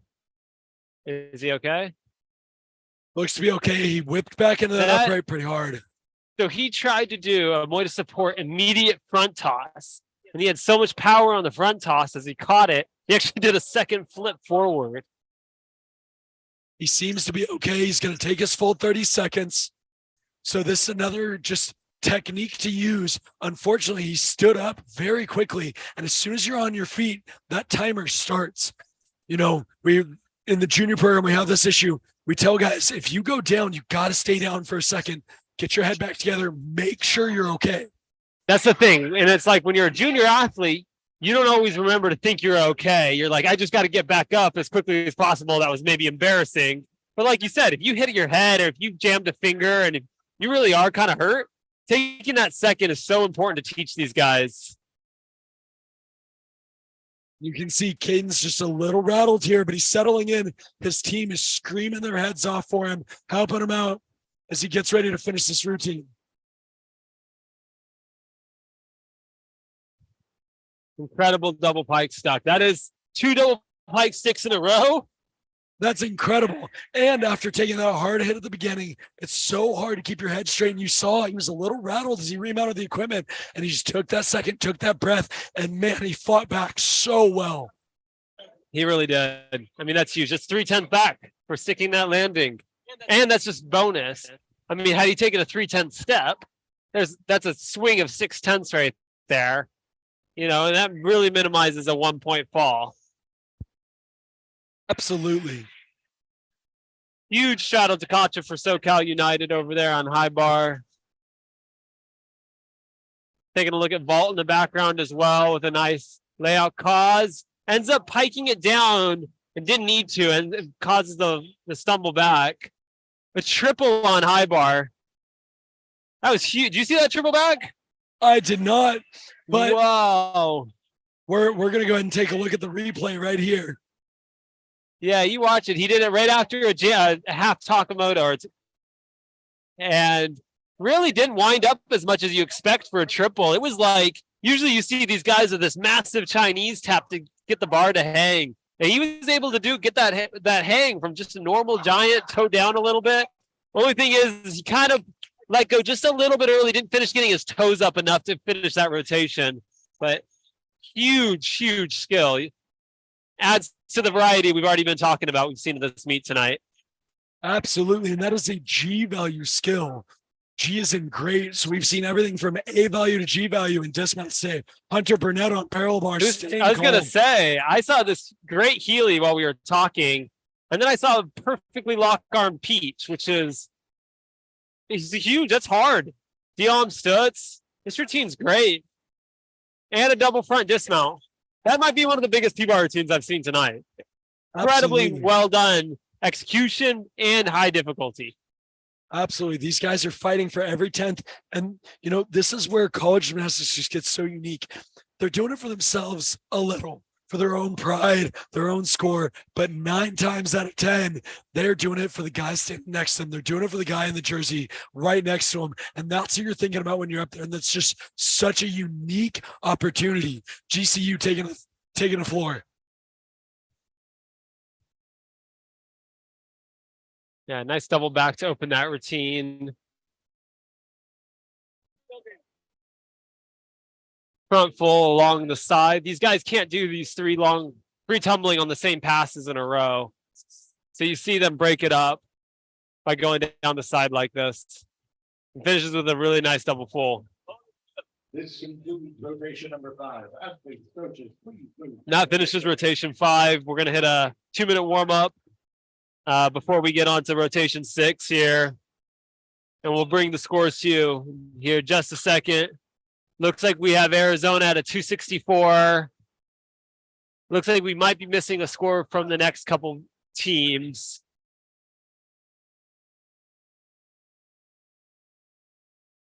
Because we've got SoCal United at 239.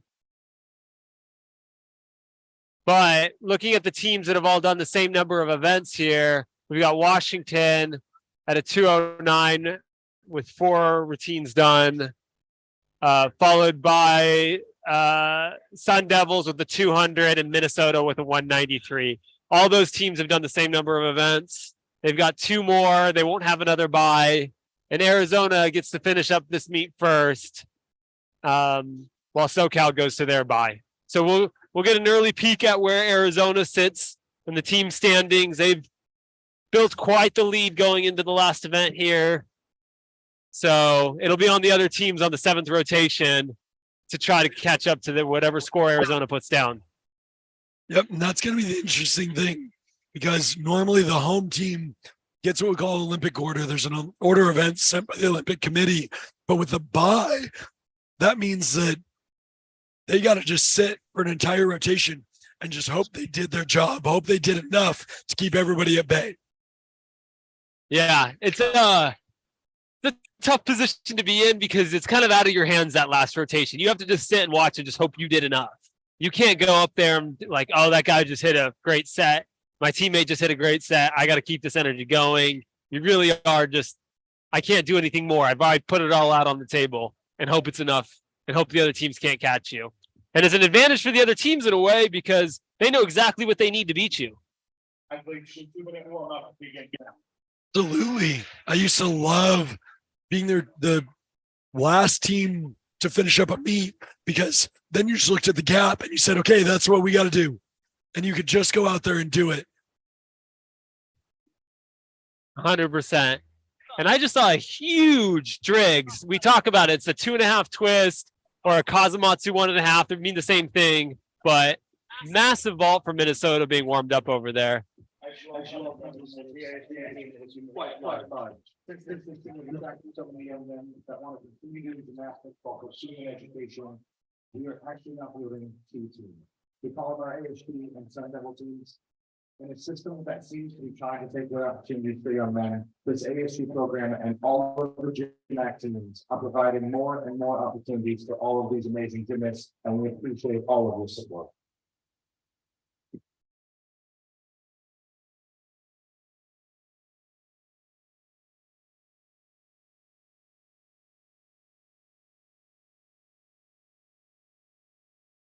Coaches.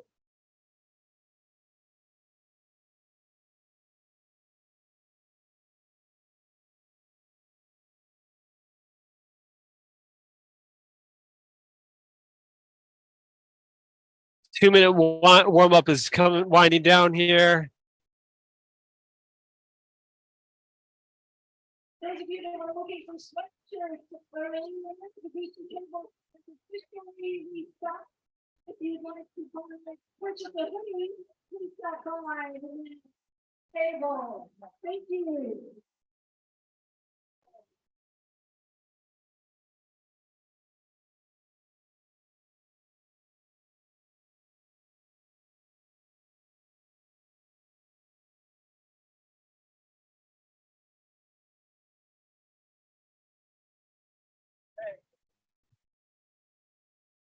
This concludes rotation 6 begins now.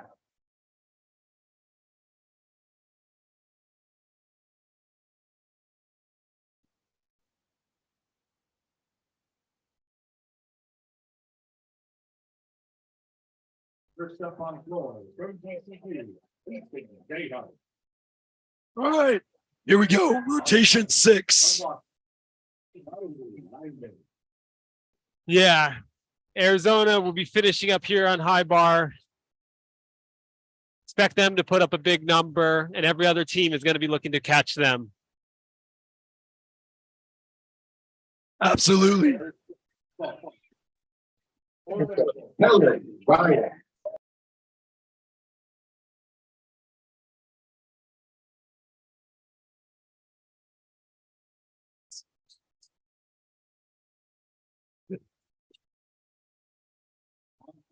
For AMD,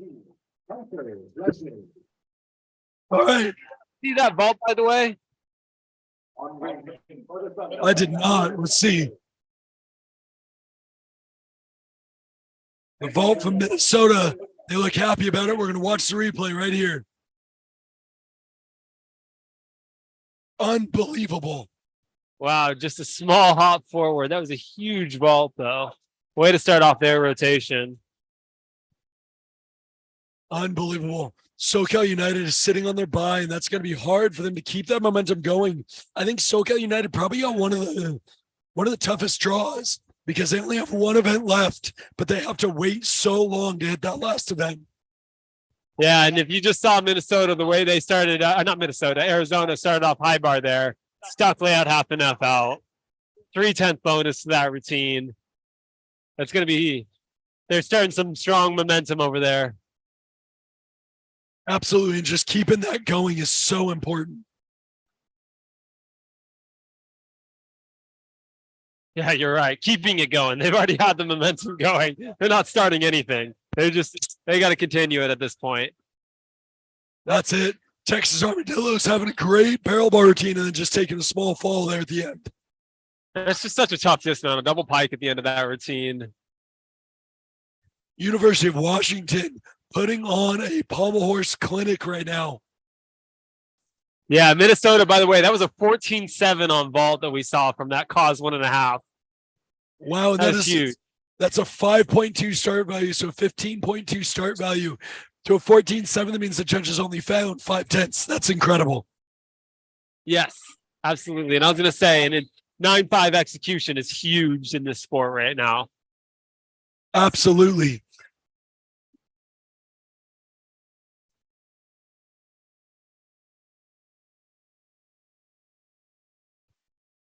The amount of amazing gymnastics being done in this building right now is just absolutely unbelievable.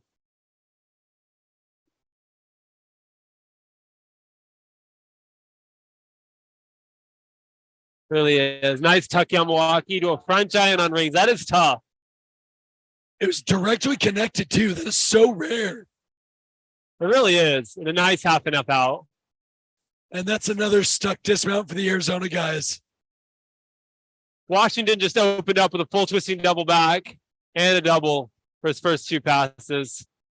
That is actually GCU on floor. Oh, GCU. Thank you. Crowd favorite Jackson Harrison, another tall, longer athlete swinging some great high bar for Arizona.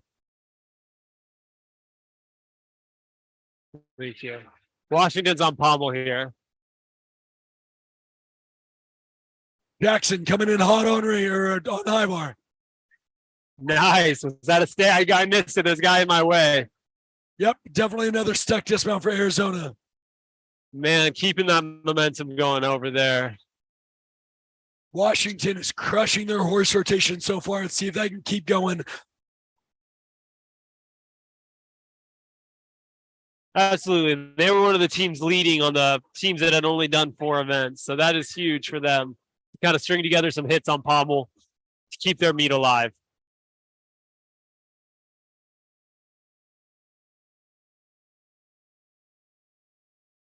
This is one of my favorite things that happens every year at this meet. I look over to the women's side, and half the girls that are in here competing are waiting for their warm-up turn, watching all the boys compete. It's so rare for a lot of these teams to actually see men's gymnastics, let alone on this level. It's Absolutely. so much fun. And correction, that guy, Pommel Washington did just have to remount and do his dismount again. Great call by the coaching staff to catch that. Yes. But like you said, I agree. Having that support, that camaraderie, makes college more fun, makes these competitions more fun. It's really cool to see. This is senior Frankie right here on rings. Big layout, dismount. Great final home meet for Frankie today. That is good to see.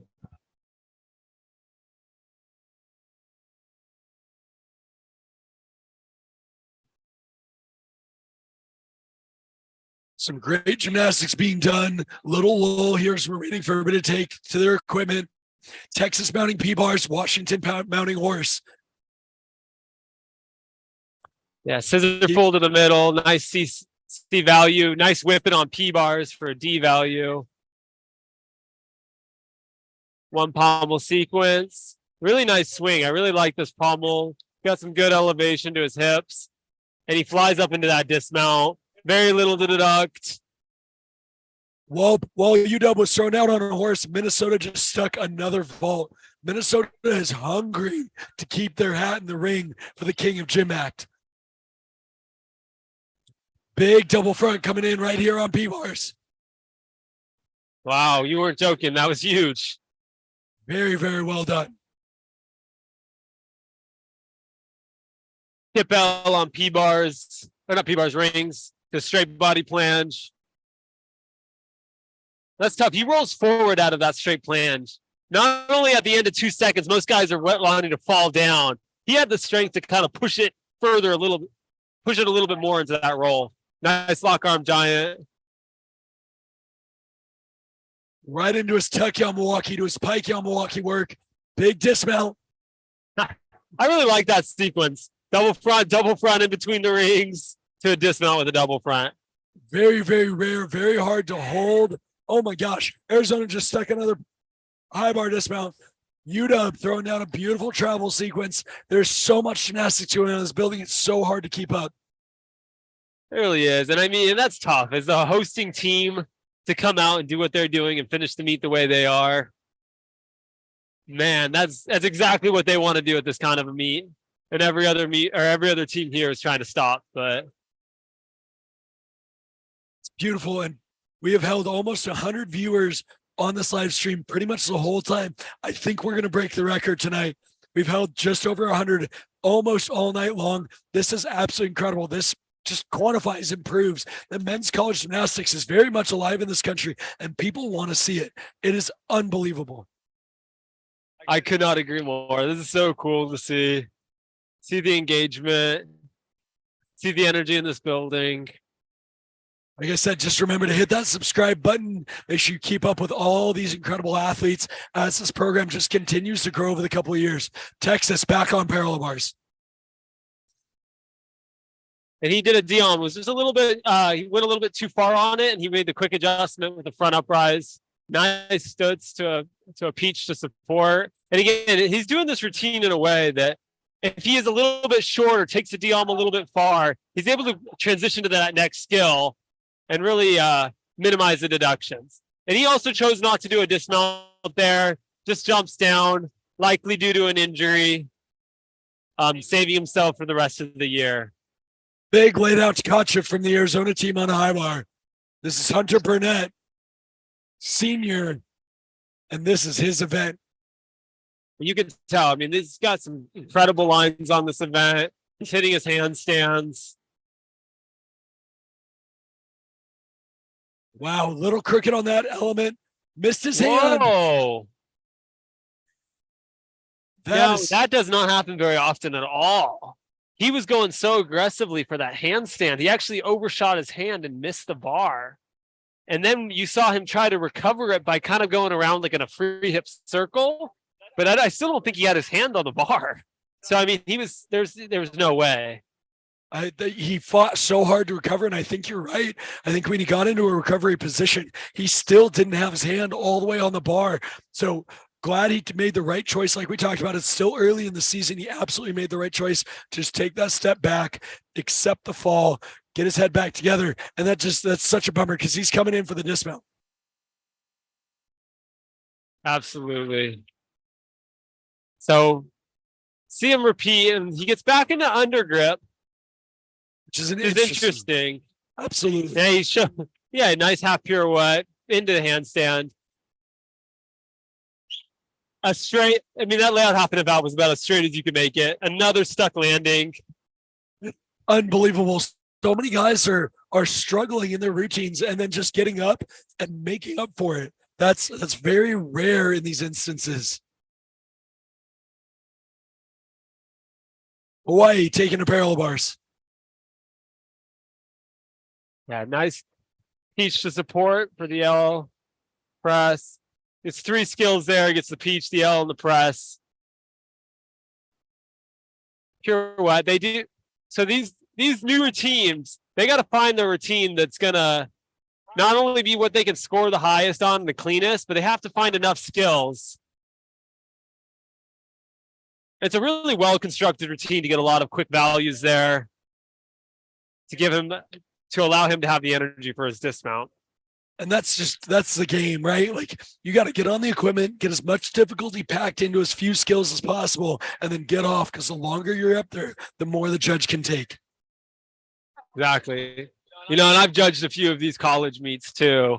And it really is like sometimes these routines go by so quick that when the gymnasts they slow down enough for you, it does give you that time to, all right, let me make sure I got all those deductions in there.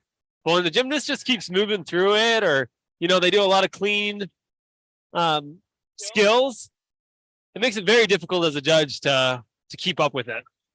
Absolutely. Hawaii back on parallel bars. Sundevil Gray team back on rings as the Sundevil Maroon team waits to remount high bar. So do you know how they determine the gray and maroon teams?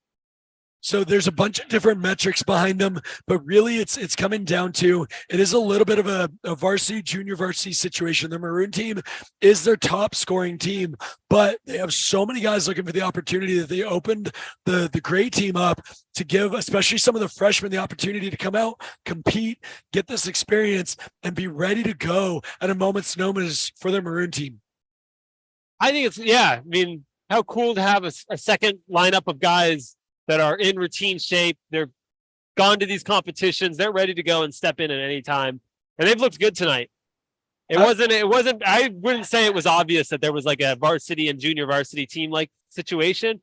They're both doing some big gymnastics. I absolutely agree. And that's why I really like referring to them by their actual titles, because Arizona just has so much depth. It is absolutely incredible. If you're watching that high bar screen right now, you're watching Arizona Throwdown. This might be their final routine of the evening, which means they've got to bring it home, because this is it.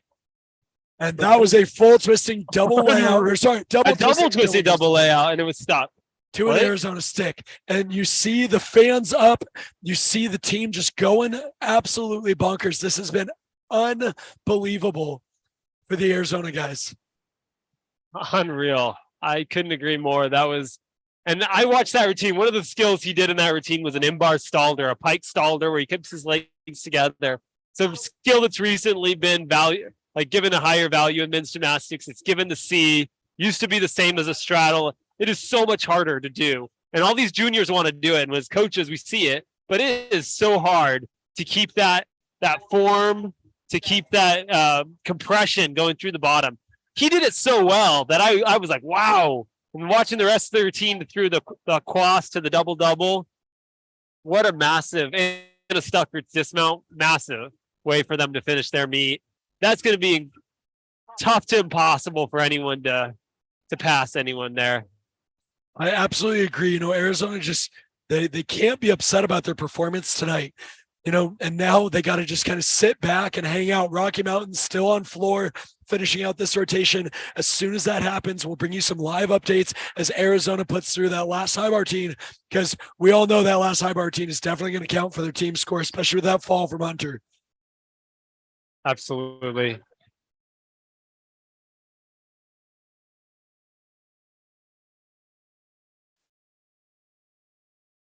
It's going absolutely unbelievably well. These guys are flying through.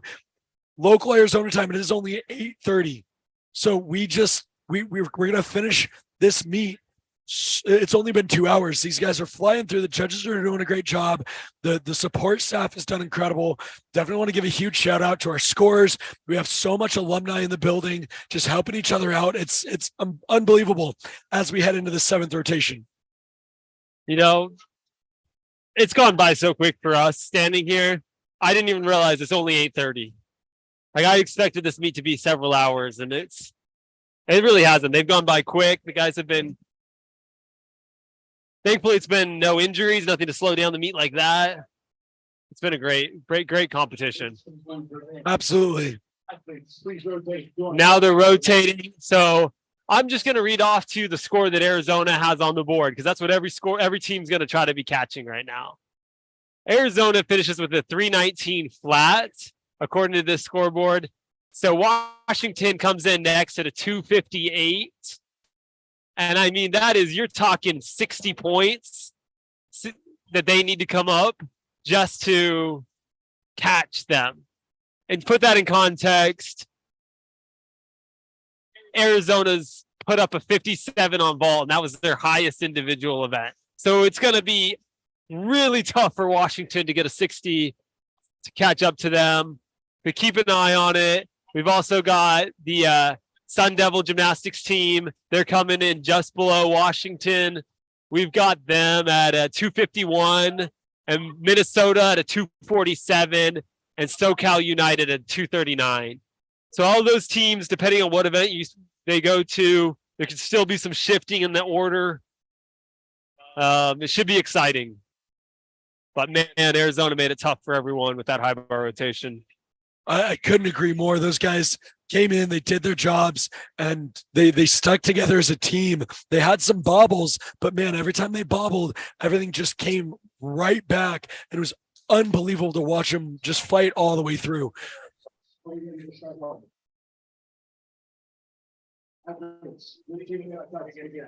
right, here we go. We have this is it. This is the last rotation, 7th rotation. SoCal is going to be going to floor. Rocky Mountain Mavericks and GCU are taking on pommels. Washington goes to rings, another strong event for them. Minnesota, or I'm sorry, the Sundevil lineup, their great team lineup is going to be taking on vault. Parallel bars is going to be Minnesota, and Texas and Hawaii finish out strong on high bar. We do want to talk about that last year we decided to dedicate this meet to honor a longtime ASU coach or ASG coach and support a great cause that is affecting so many people, and that's ALS. Is a disease that discriminately kills 6,000 people a year, many who have been affected within our own gymnastics community. This disease is 100% fatal and paralyzing. Average lifespan of those who have it is 2 to 5 years, and in 1 to 300 individuals will be affected. Coach Rob, who is, I believe, in his 18th season with the Arizona program, was diagnosed with ALS 2 years ago at 42 years old. He competed for Arizona Gymnastics from 1998 to 2002. He has coached this team the last 17 years and has helped lead our team to 15 national titles. Rob has also developed many great young junior boys who have gone on to represent both our country and various NCAA teams. Rob continues to come in every day and coach both the junior and college teams, and says he will do so, as he puts it, as long as he can get into the gym. Rob is actually on the floor tonight, and it brings a tear to my eye just thinking that last year he wasn't able to be at this meet with his college team. He was in Florida receiving experimental treatment, and he is here tonight. And there's no doubt in my mind that Arizona lineup did this for him. So, ladies and gentlemen, please keep an eye, especially on the Arizona social media. They're posting how to help support ALS research and funding and help get some of these experimental drugs and stuff to people like Coach Rob. And we just want to say that our thoughts and prayers go out to him, his wife, and his 2 young kids. His son Charlie will actually be in here competing tomorrow. The state of Arizona rallies behind him so well. It is absolutely incredible to see. So, Coach Rob, our thoughts and prayers are with you and your family, and we're going to take this home right here. You know, Rob loves the sport of gymnastics, and we're going to bring it into the 7th rotation strong. On pommels from GCU, Carson Field.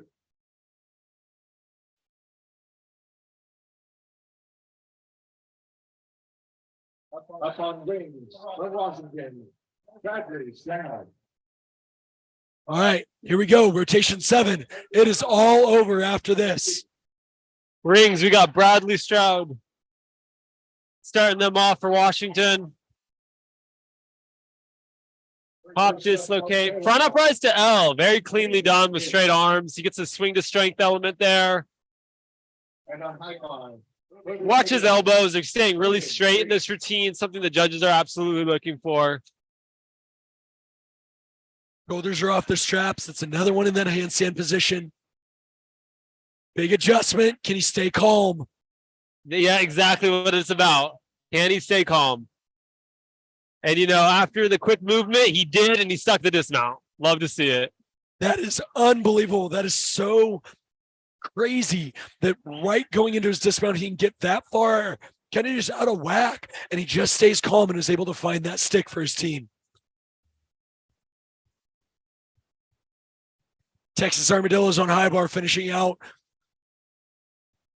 their Southwest Cup performance. They are in the Western Division. Western Division championships are going to be very interesting this year.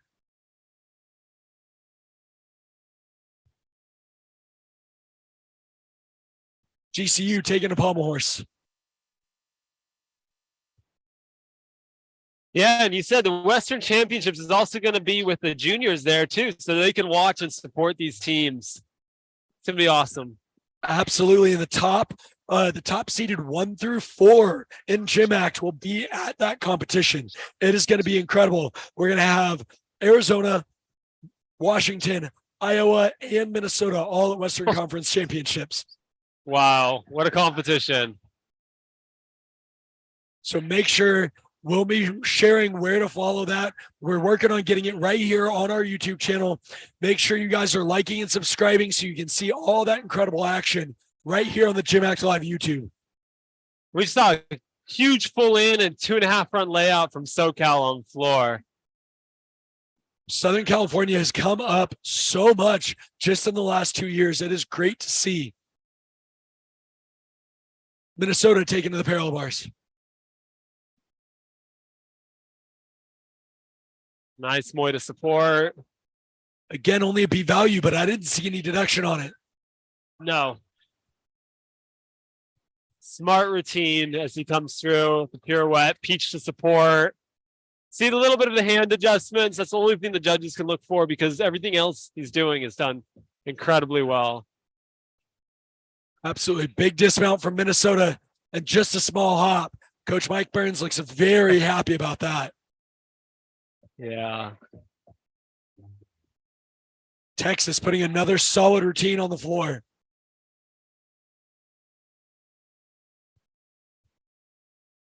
All right, we got vault coming up. Guys are excited. This must be a big one. Ryan from Arizona. Pause full, and he came down. He definitely absorbed the landing more than he needed to because he ended up taking a huge step back. And it almost like, very well done. Absolutely. He almost looked like he was going to come in short on his twist. Yeah, and he did such a great job of finding that landing and just finding a way to get his feet around in front of him. Yeah. Really well done vault. All right, Minnesota's got their next athlete up.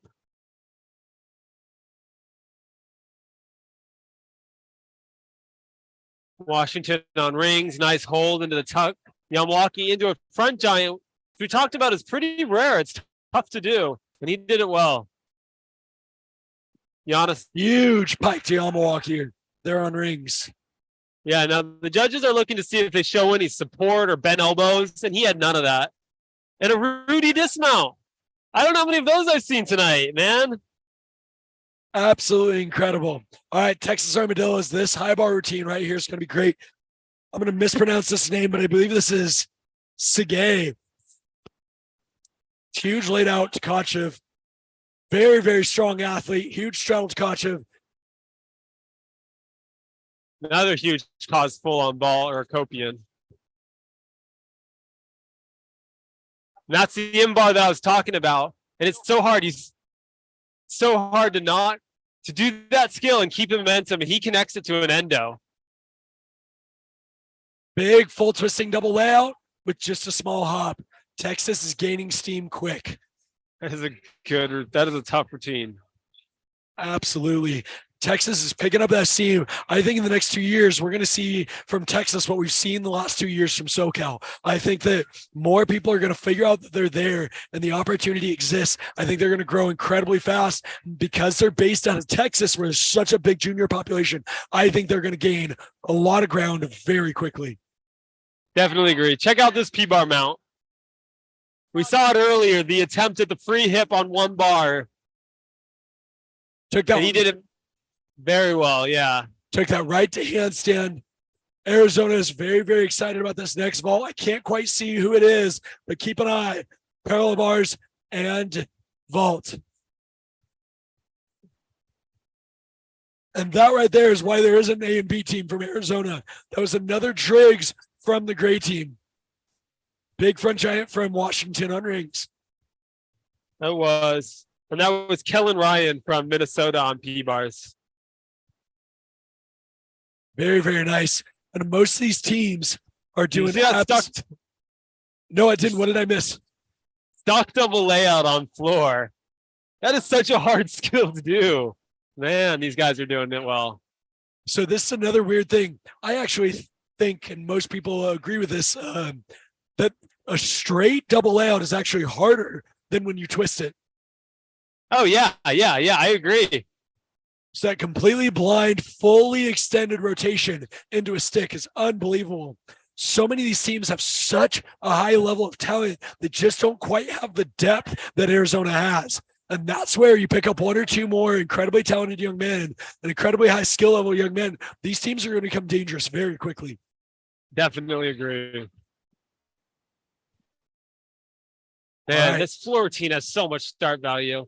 Just stayed in the tuck a little too long on that Arabian double front.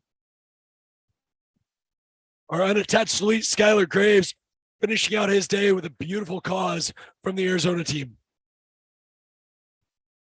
This meet is winding down, but it really doesn't feel like it here in the building. The excitement is staying strong all the way through. Washington taking to the rings.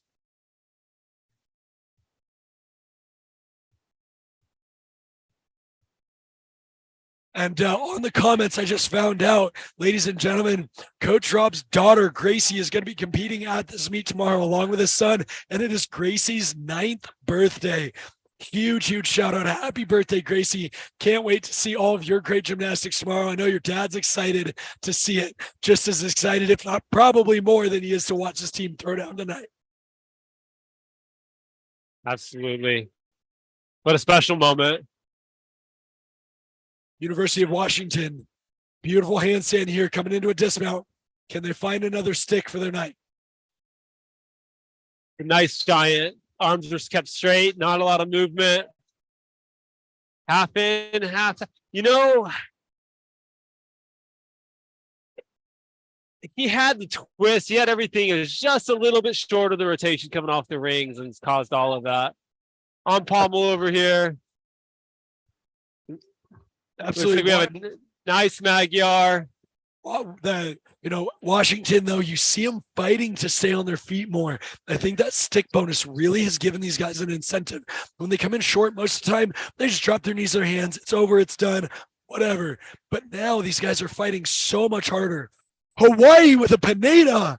That is a Stralter straddled in-bar element, releasing in the front and re-catching. That was unbelievable. Really well done. Man, that is another unique skill done tonight. Floor, we've got Eric going up for SoCal United again. Starts his routine with a double front. Well done.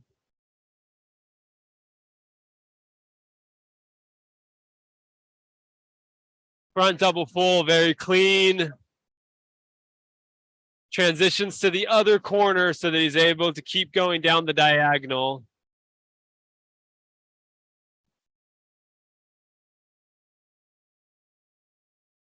Now this wide arm press has to come from a split to get the C value. He's got to stay for 2 full seconds before coming down.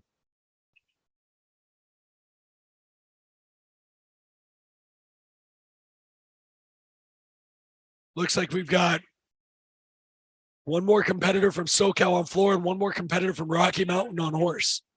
He went for, yeah. Looks like these will be some of the last ones going. Eric's, the bell just rang, so he's got 10 seconds to finish. Nice double pull to end. And it looked like he got a stick. And that is It just doesn't look like to me. that is one of the greatest ways to end a meet is just on a solid stuck dismount. I could be wrong. It does almost appear like one more guy's prepping for floor, but we'll double check on that. Yeah, I do think we've got one more. I think we've got Jacob Faulkner to close out SoCal United. And they probably close out this meet. It does look like it looks like Rocky Mountain Mavericks just came off the horse. And so they are remounting right now to finish up, but it does look like SoCal is going to be the one that gets to shut this meet down.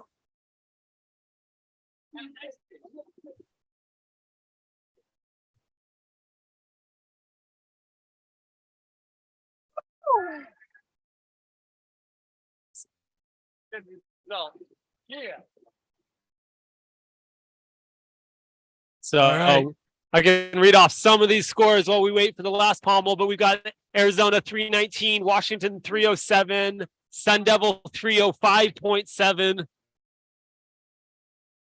And then finally, Minnesota 298.45 and SoCal at a 290. We'll see if any of those, there might be some minor changes depending on some of these last scores coming in. But SoCal does have one more gymnast, and it looks like pommel horse, we may have a couple. But to be clear, Arizona almost went 1-2 at their own GymACT Invitational. That is massive. That shows the depth of this team here. There's no other college opportunity in history that has ever gone 1-2, let alone gotten close to going 1-2, because there's no other collegiate program that fields two full lineups. No, you 100%. All right, SoCal and Rocky Mountain, let's watch them duel it out as they end this meet.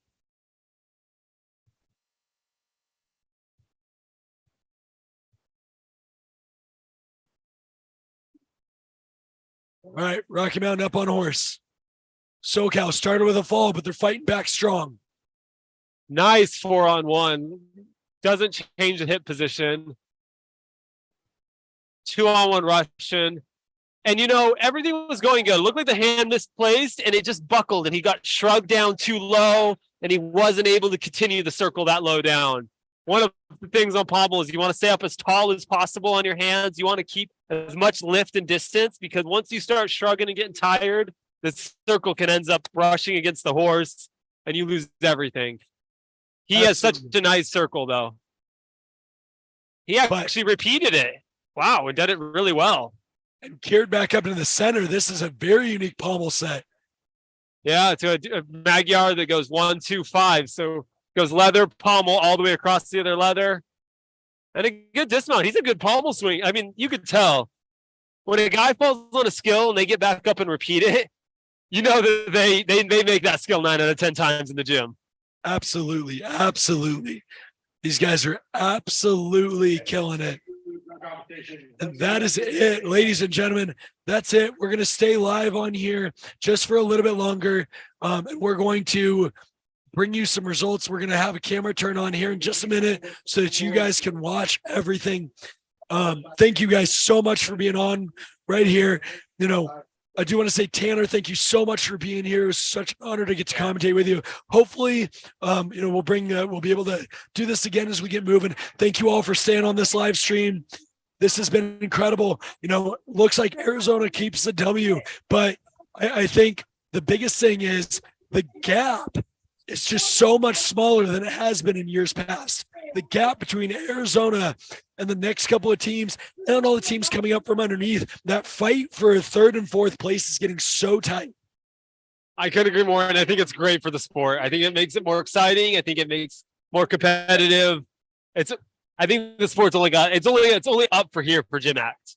So I love it. I love to see it. I love to see it continue to grow, improve, and see a meet like this.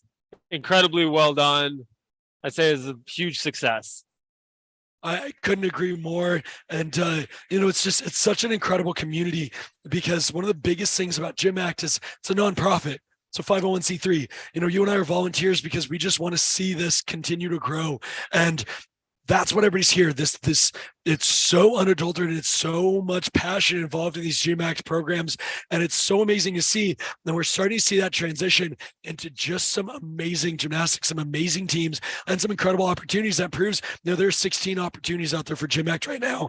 So if you're watching this, you're not sure if you're a junior or senior in high school, you're not sure what you're doing next, make sure you check out gymact.org. All the information's on there. Hit that subscribe button and notification button on YouTube so you get to see everything as it comes through. And thank you guys so much for sticking with us. Like I said, here momentarily we'll have a camera on floor so you guys can watch the awards ceremony as it comes live. But that's probably going to be it for Tanner and I. Thank you guys so much. Tanner, again, thank you so much for being here. And we'll get a camera over the floor here momentarily for those of you who want to stick around and see the result. Keep an eye right here on this GymACT channel for all the GymACT information coming out. Thank you all so much for sticking with us. Absolutely. Thank you guys so much. It was a lot of fun.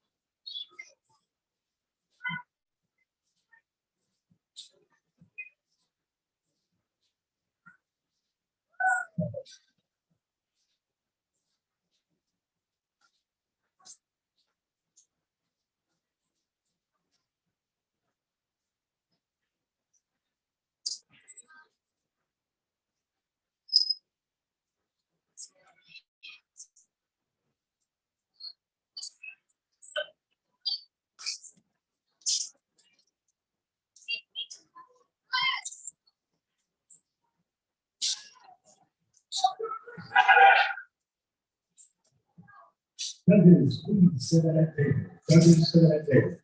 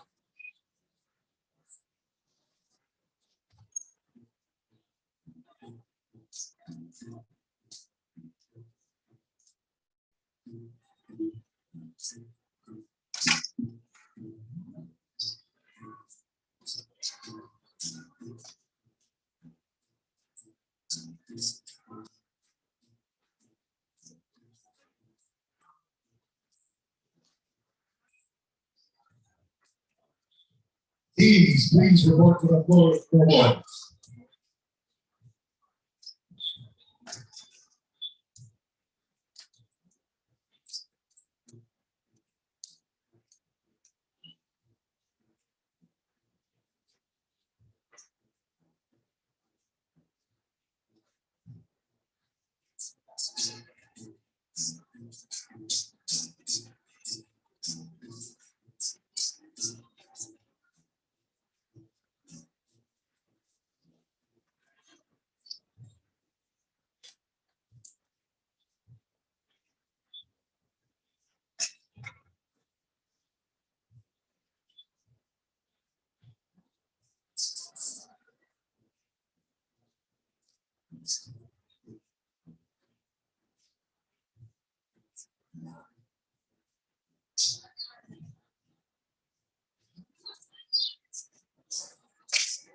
As that is ahead to the floor, we'd like to take a moment to recognize some very important individuals who are making these gymnastics possible. First, a big shout out to the Bobby Park and the crew who provided all the way for the female gymnastics.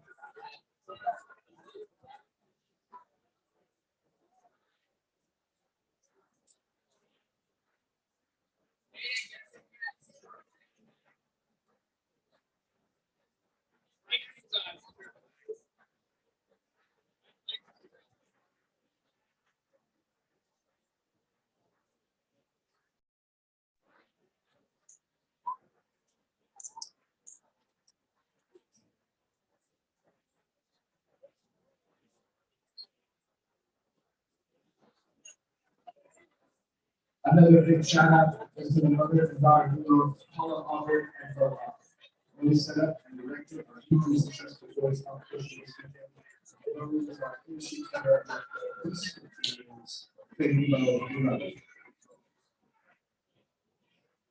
Also, we've been doing this without being we went to the women's team to over 1,400 gymnasts this weekend and has been working on this team for the last 9 months. Let's hear it from Paula and Mom.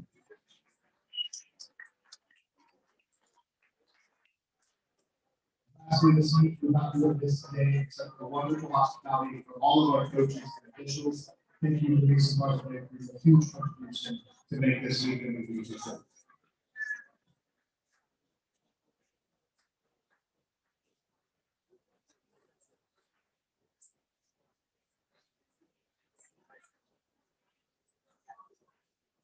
Finally, without further ado, gymnasts, when I call your name, please come to the floor and be recognized. Tonight, handing out our awards is John Shotero from the Sundevil Gymnastics Court.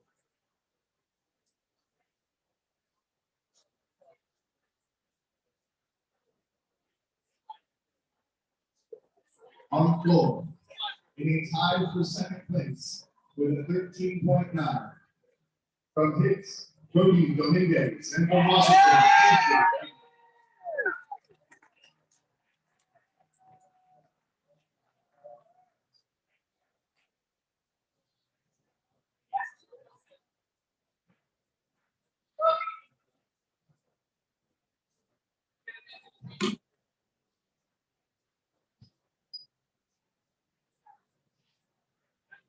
And in first place, from ASG, Will Howard.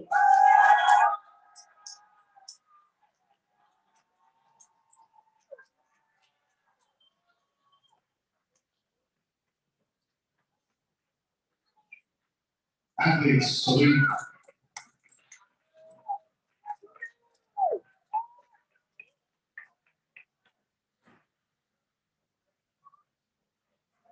On to followers.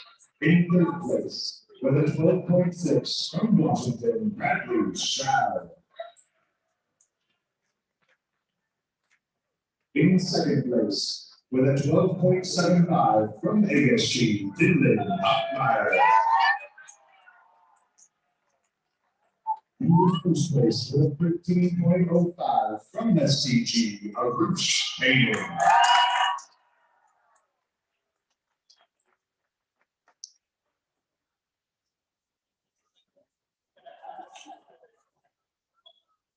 Athletes salute.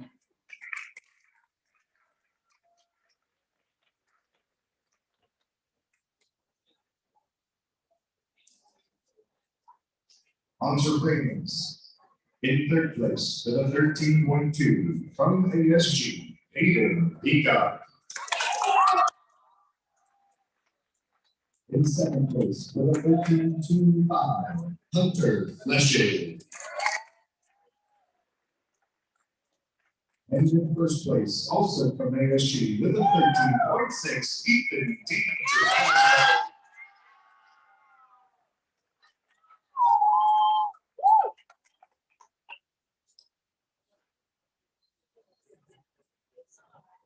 Athletes salute.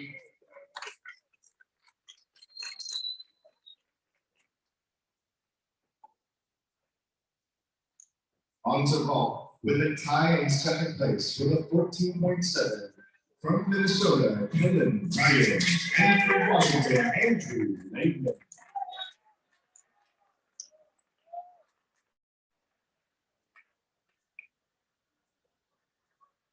And in first place with a 14.9 from ASG, Big Coliseum.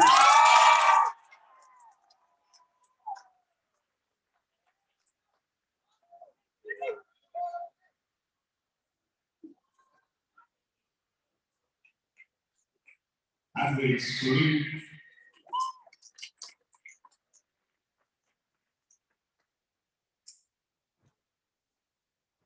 On to parallel bars. In third place from ASG with a 13.2, Blake Tingsar. In second place with a 13.3 from ASG, Andrew Fincher. And in first place, also from ASG with a 13.5, Hunter Burnett.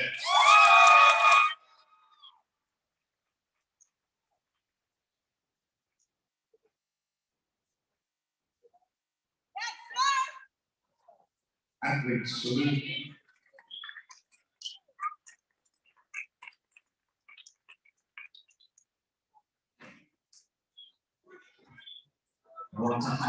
In third place from ASG with a 13.55, Jackson Harrison.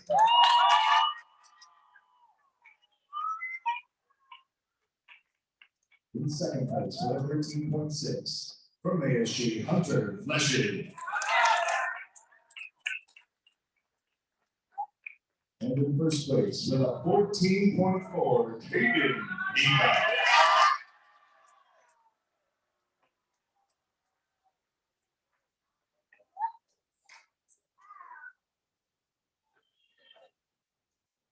Athletes salute.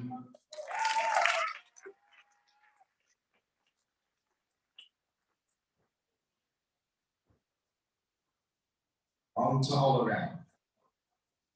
In third place with a 75.95 from Washington, Andrew Lakeman.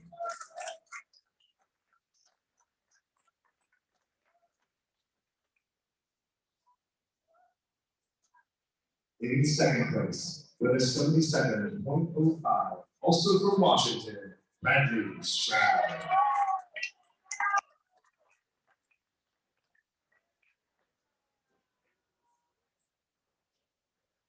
And in first place, with a 79.0 from Minnesota, Dylan Ryan.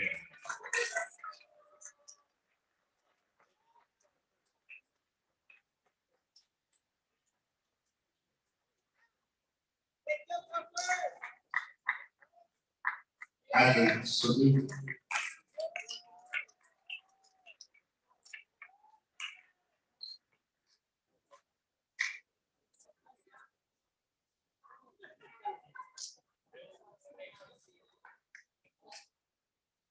On to the team award.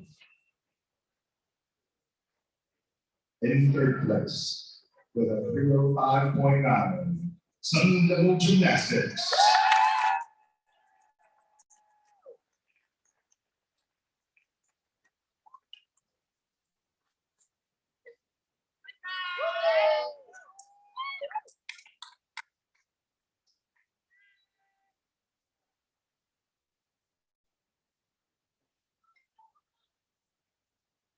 Athletes salute. 37 with a 307.6. University of Washington.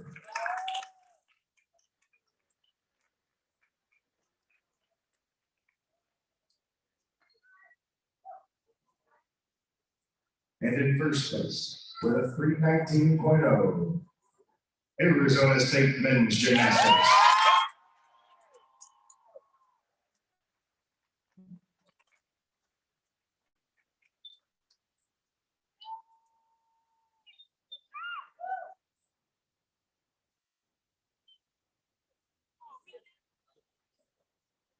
Athletes salute.